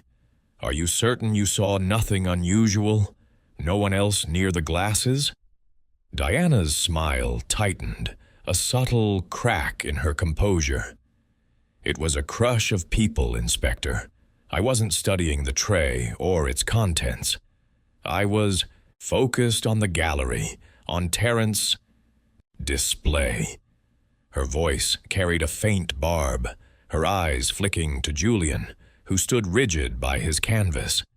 Miss Marple caught the glance, recalling a St. Mary Mead seamstress whose envy had led to a sabotaged dress, her words laced with similar venom. Craddock, undeterred, pressed further. "Your rivalry with Mr. Tarrant is no secret, Miss Forbes. Sir Henry's death, at his opening, casts a shadow over his work. Some might say it benefits you." Diana's eyes flashed, her poise faltering for a moment. "Benefits me?" she said, her voice sharp. "Sir Henry was my patron, Inspector. His death leaves me without funding for my next exhibition. If anything, it's a disaster for me." She paused, regaining her composure. "I had no reason to harm him, and certainly no interest in poisoning a glass I didn't even touch." Miss Marple's mind raced, her village parallels sharpening her focus. Diana's protest rang hollow, like a St. Mary Mead gossip who had denied spreading a rumor while her eyes betrayed her glee. Sir Henry's death, while a loss to Diana's funding, could indeed benefit her by tarnishing Terrence's triumph. The gallery's scandal would draw attention, perhaps even sympathy, to her own work. In St. Mary Mead, a poisoned cake had once been a jealous baker's bid to ruin a rival's reputation, the act misjudged but deliberate. Diana's presence at the tray, her calculated poise, fit the pattern of such a scheme. Craddock, sensing her defensiveness, signaled to an officer, who approached with a small evidence bag. "Miss Forbes," he said, his voice low but firm. "We searched the handbags of all guests, as a precaution. This was found in yours." He held up a tiny vial, no larger than a thimble, its glass glinting under the chandelier. A faint residue clung to its interior, and Miss Marple's sharp eyes caught the implication. Cyanide. Diana's face paled, her smile vanishing. "That's not mine," she said, her voice rising. "I've never seen it before. Someone must have planted it." Her gloved hands clenched, her poise crumbling as the crowd's whispers surged. Miss Marple watched, her heart sinking. The vial was damning, yet she knew from St. Mary Mead that evidence could be deceptive. A stolen brooch, once planted in a maid's apron, had nearly condemned an innocent girl. Craddock's gaze was unyielding. "The vial was in your clutch, Miss Forbes, hidden inside a lipstick case. Can you explain that?" Diana's eyes darted to the crowd, seeking an escape. "I can't," she said, her voice breaking. "I don't know how it got there. I swear I didn't touch the tray, didn't poison anyone." Her composure shattered. She turned to Tarrant, her voice accusatory. "You'd love this, wouldn't you? To see me ruined, to keep the spotlight on you." Tarrant flinched, his pale face darkening, but he said nothing. Miss Marple noted his silence, as telling as Diana's outburst. In St. Mary Mead, a cornered villager had once lashed out similarly, her guilt betrayed by her desperation. Craddock, unmoved, signaled his officers. "Miss Forbes, you'll need to come with us for further questioning." As Diana was led away, her protests echoing, Miss Marple remained in her chair, her thoughts racing. The vial was a critical clue, yet she cautioned herself against haste.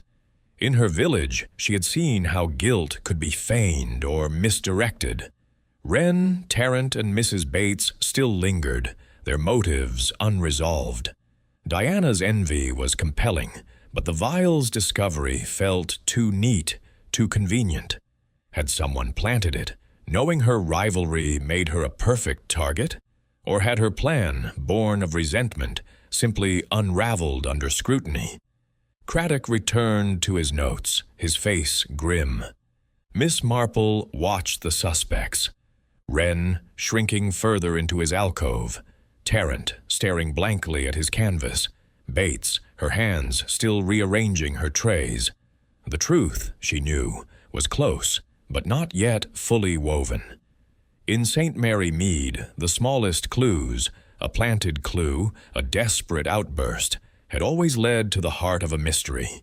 Here, in the gallery's tense glow, she trusted they would do the same. Chapter 11. The Motive Revealed. The Loxby Gallery's grand hall, its splendor now a faded backdrop, seemed to hold its breath as the weight of truth pressed closer. The chandelier's light cast harsh shadows over the ivory walls, where the guests, reduced to hushed onlookers, clung to the edges of the room. Sir Henry Langston's covered body lay silent, the shattered champagne flute beside it a stark reminder of the evening's deadly turn. Miss Jane Marple, seated in her velvet chair near a canvas of chaotic reds, clutched her knitting bag, her sharp eyes following the aftermath of Diana Forbes's dramatic confrontation. Inspector Craddock, his face etched with grim determination, stood near the entrance, conferring with his officers as they prepared to escort Diana for further questioning. The air was thick with tension, the crowd's whispers a low hum of speculation. Miss Marple's mind, sharpened by years of village observation, sifted through the night's clues, weaving them into a clearer pattern. The cyanide, slipped with lethal precision into Sir Henry's glass, had been a deliberate act, and the vial found in Diana's clutch pointed to her as the culprit. Yet, Miss Marple's instincts, honed in St. Mary Mead, urged caution. The evidence was compelling, but too tidy, like a stolen locket once planted in a village girl's pocket to deflect suspicion. Diana's envy of Julian Tarrant, her lingering near the champagne tray, her poised detachment, all fit the profile of a schemer. Yet Miss Marple wondered if the truth was more tangled. The other suspects, Percival Wren's desperation, Tarrant's wounded pride, Mrs. Clara Bates's fierce control, remained threads in the tapestry, each demanding scrutiny. Craddock, his notebook now a map of the evening's secrets, signaled for silence as he addressed Diana, who stood flanked by two officers, her emerald gown no longer a symbol of elegance, but a stark contrast to her pale, defiant face. "Miss Forbes," he said, his voice steady but unyielding, "the vial in your possession contained traces of cyanide, matching the poison that killed Sir Henry. Your presence near the tray, confirmed by a witness, places you at the scene of the crime. Can you offer any explanation beyond denial?" Diana's eyes flashed, her earlier poise crumbling into a mix of fear and fury. "I told you, Inspector, that vial isn't mine," she said, her voice rising, echoing in the hushed hall. "Someone must have slipped it into my clutch. I was framed. I had no reason to kill Sir Henry. He was my patron, my chance at a comeback. His death ruins me." Her gloved hands clenched, her gaze darting to Tarrant, who stood by his canvas, his face a mask of shock. "You'd love this, Julian," she spat. "My ruin clears the way for you." Miss Marple watched closely, noting the raw edge in Diana's voice, reminiscent of a St. Mary Mead seamstress who had lashed out when cornered over a sabotaged dress. Desperation, she knew, could reveal truth, or mask it. Diana's claim of being framed was plausible. In her village, a poisoned letter had once been planted to incriminate an innocent rival. Yet, Diana's proximity to the tray, her envy of Tarrant, and her calculated demeanor made her a compelling suspect. Miss Marple's thoughts turned to the motive, the heart of any crime. Why would Diana risk such a deadly act? And why target Sir Henry? Craddock, unmoved by her outburst, pressed further. You say Sir Henry's death ruins you, Miss Forbes, but his toast mocked Terence' work, not yours. A scandal at his opening could shift attention to you, could it not? Your career has struggled while his thrives. Diana's face flushed, her eyes narrowing. You think I'd kill for attention? She said, her voice trembling with indignation. My work stands on its own. I didn't need to ruin Julian's night to prove it. And Sir Henry, he believed in me. He was going to fund my exhibition. Her voice broke, and she looked away, her hands trembling. The crowd murmured, some nodding sympathetically, others whispering of jealousy. Miss Marple's lips pursed slightly. Diana's words carried a ring of truth, yet her earlier smirk, her lingering near the tray, suggested a deeper motive. In St. Mary Mead, a jilted woman had once sabotaged a rival's garden, not for gain, but to dim her rival's light. Diana's rivalry with Terence was fierce, and Sir Henry's death, while a loss to her funding, had indeed cast a shadow over Terence's triumph. The gallery's scandal would draw eyes, perhaps even sympathy, to Diana's work. Had she misjudged the poison's strength, aiming to sicken rather than kill? Miss Marple recalled a village baker who had poisoned a rival's bread, intending only discomfort but causing greater harm. Craddock, sensing her wavering, nodded to an officer who produced Diana's clutch. This was found in your bag, hidden in a lipstick case, he said, holding up the vial, its faint residue glinting. If you were framed, who would have had access to your clutch? Diana's eyes widened, her breath catching. I don't know, she stammered. I left it on a chair briefly when I arrived near the entrance. Anyone could have. She trailed off, her gaze sweeping the crowd, then settling on Terence. You were near the entrance, Julian. You've always wanted me out of the way. Terence's face darkened, his hands clenching.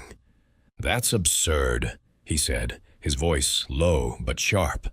I was with my paintings, not your bag. You're grasping, Diana. His words were defiant, but Miss Marple noted a flicker of unease in his eyes, like a St. Mary Mead poet caught in a lie about a rival's verses. Craddock raised a hand, silencing the exchange. Enough, he said. Miss Forbes, you'll come with us to the station. As the officers led her away, her protests grew fainter, her poise shattered. Miss Marple watched, her mind racing. Diana's motive, envy, the desire to eclipse Terence, was clear, but the vial's discovery felt orchestrated, too convenient. In St. Mary Mead, a planted clue had once misled the police, only to unravel under scrutiny. Had someone else, Wren, Terence, or even Mrs. Bates, slipped the vial into Diana's clutch, knowing her rivalry made her a perfect scapegoat? Her gaze drifted to the other suspects. Wren, in his alcove, seemed to exhale, his nervous hands still at last. Terence, by his canvas, stared after Diana, his expression unreadable. Mrs. Bates, at her table, rearranged her canapes with mechanical precision, her eyes avoiding the scene. Each, Miss Marple knew, had their own secrets, but Diana's outburst, her accusation against Terence, added a new thread to the tapestry. Had her envy driven her to poison, or was she a pawn in a cleverer scheme? Miss Marple thought again of the champagne tray, so vulnerable during the evening's bustle.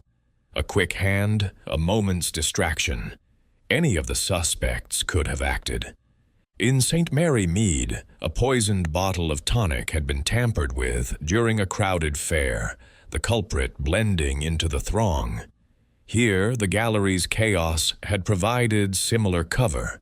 Diana's presence at the tray, confirmed by Thomas, was damning, but the vial's discovery in her clutch raised questions. Had she been careless, or had another hand ensured her downfall?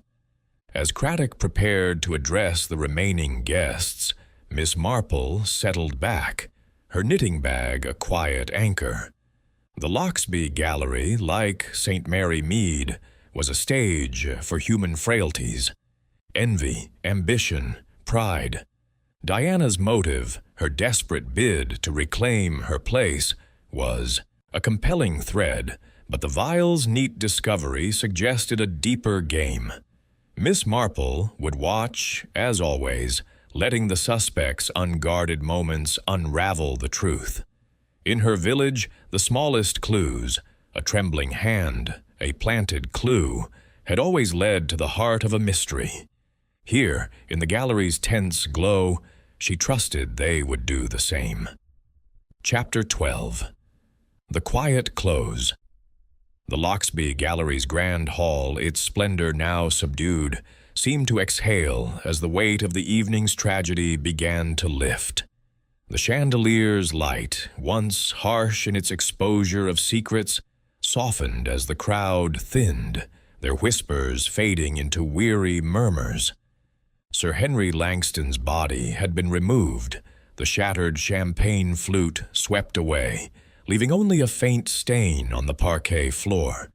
Miss Jane Marple, seated in her velvet chair near a canvas of swirling blues, folded her knitting into her bag, her sharp eyes softened by a quiet satisfaction. Inspector Craddock, his notebook closed, oversaw the final statements, his calm authority guiding the gallery toward a semblance of order. Diana Forbes had been taken to the station, her protests echoing faintly as she left, but Miss Marple knew the truth had been laid bare, its threads woven into a clear pattern. The gallery, though tarnished, prepared to resume its opening, the remaining guests drifting back to Tarrant's canvases with subdued curiosity. Percival Wren, no longer shrinking in his alcove, bustled about, his nervous energy replaced by a determined effort to salvage the event. His sharp features, though pale, carried a flicker of relief, as if the shadow of scandal might yet be turned to his advantage. Miss Marple watched him, noting the resemblance to a St. Mary Mead shopkeeper who had once turned a village dispute into a profitable tale. Wren's ambition, she mused, would survive, perhaps even thrive, on the notoriety of the night's events. Julian Tarrant, by his largest canvas, seemed to emerge from his daze, his pale face regaining a hint of color as guests offered tentative praise for his work. His trembling hands had stilled, though his dark eyes held a lingering wariness, as if the wound of Sir Henry's mockery still stung. Miss Marple observed him, recalling a St. Mary Mead poet who had rebuilt his confidence after a rival's downfall. Tarrant's art, she sensed, would endure, its bold strokes finding new admirers in the wake of the scandal.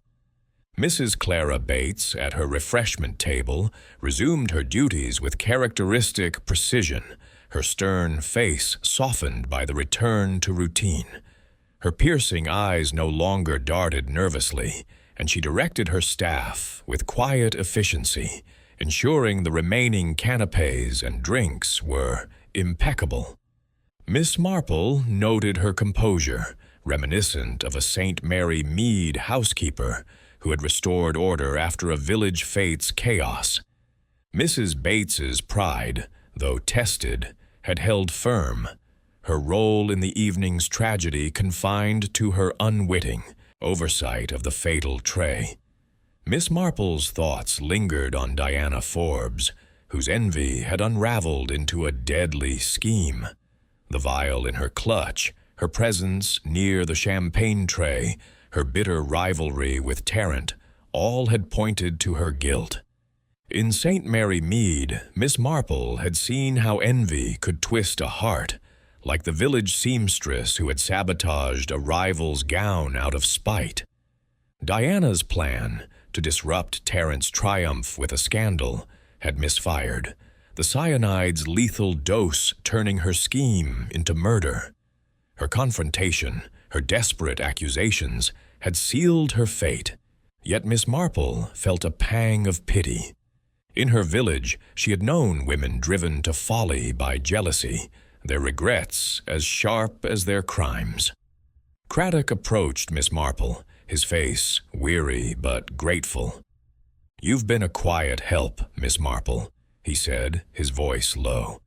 "Your nudge about the tray, about watching the waiters, it led us to Thomas's account and to the vial. I don't know how you see these things." He shook his head, a wry smile tugging at his lips. Miss Marple smiled gently, her eyes twinkling. "It's only observation, Inspector," she said, her voice soft. "People are much the same, whether in a village or a gallery. They carry their frailties with them, and those frailties show if you know where to look." She thought of Saint Mary Mead, where a glance, a hesitation, had always revealed the truth. Here, Diana's smirk, her lingering pause, had been enough. Craddock nodded, accustomed to her modesty. "We'll need your statement, of course, but you're free to go. The gallery's safe now, thanks to you." He tipped his hat, returning to his officers, who were dispersing the last guests. Miss Marple rose, her knitting bag light in her hands, and made her way to the entrance, where the air was crisp with the promise of autumn. The Loxby Gallery, its drama resolved, would fade from the headlines, but its story would linger in much Benham, much like a village tale in St. Mary Mead. She thought of Joan, who would be eager to hear the details, marveling at her aunt's quiet knack for unraveling life's darker threads. "It's just human nature, my dear," Miss Marple would say, her smile gentle but knowing. As she stepped into the waiting car, the gallery's lights dimmed behind her, its canvases silent witnesses to the night's truths. In St. Mary Mead, she had always found clarity in the smallest details, a trembling hand, a too-quick smile. Here, in the Loxby Gallery, those same details had led her to Diana's envy, to the vial that betrayed her. The world, Miss Marple mused, was not so different, whether in a village or a grand hall. People carried their passions, their flaws, their secrets, and those secrets, in time, always came to light.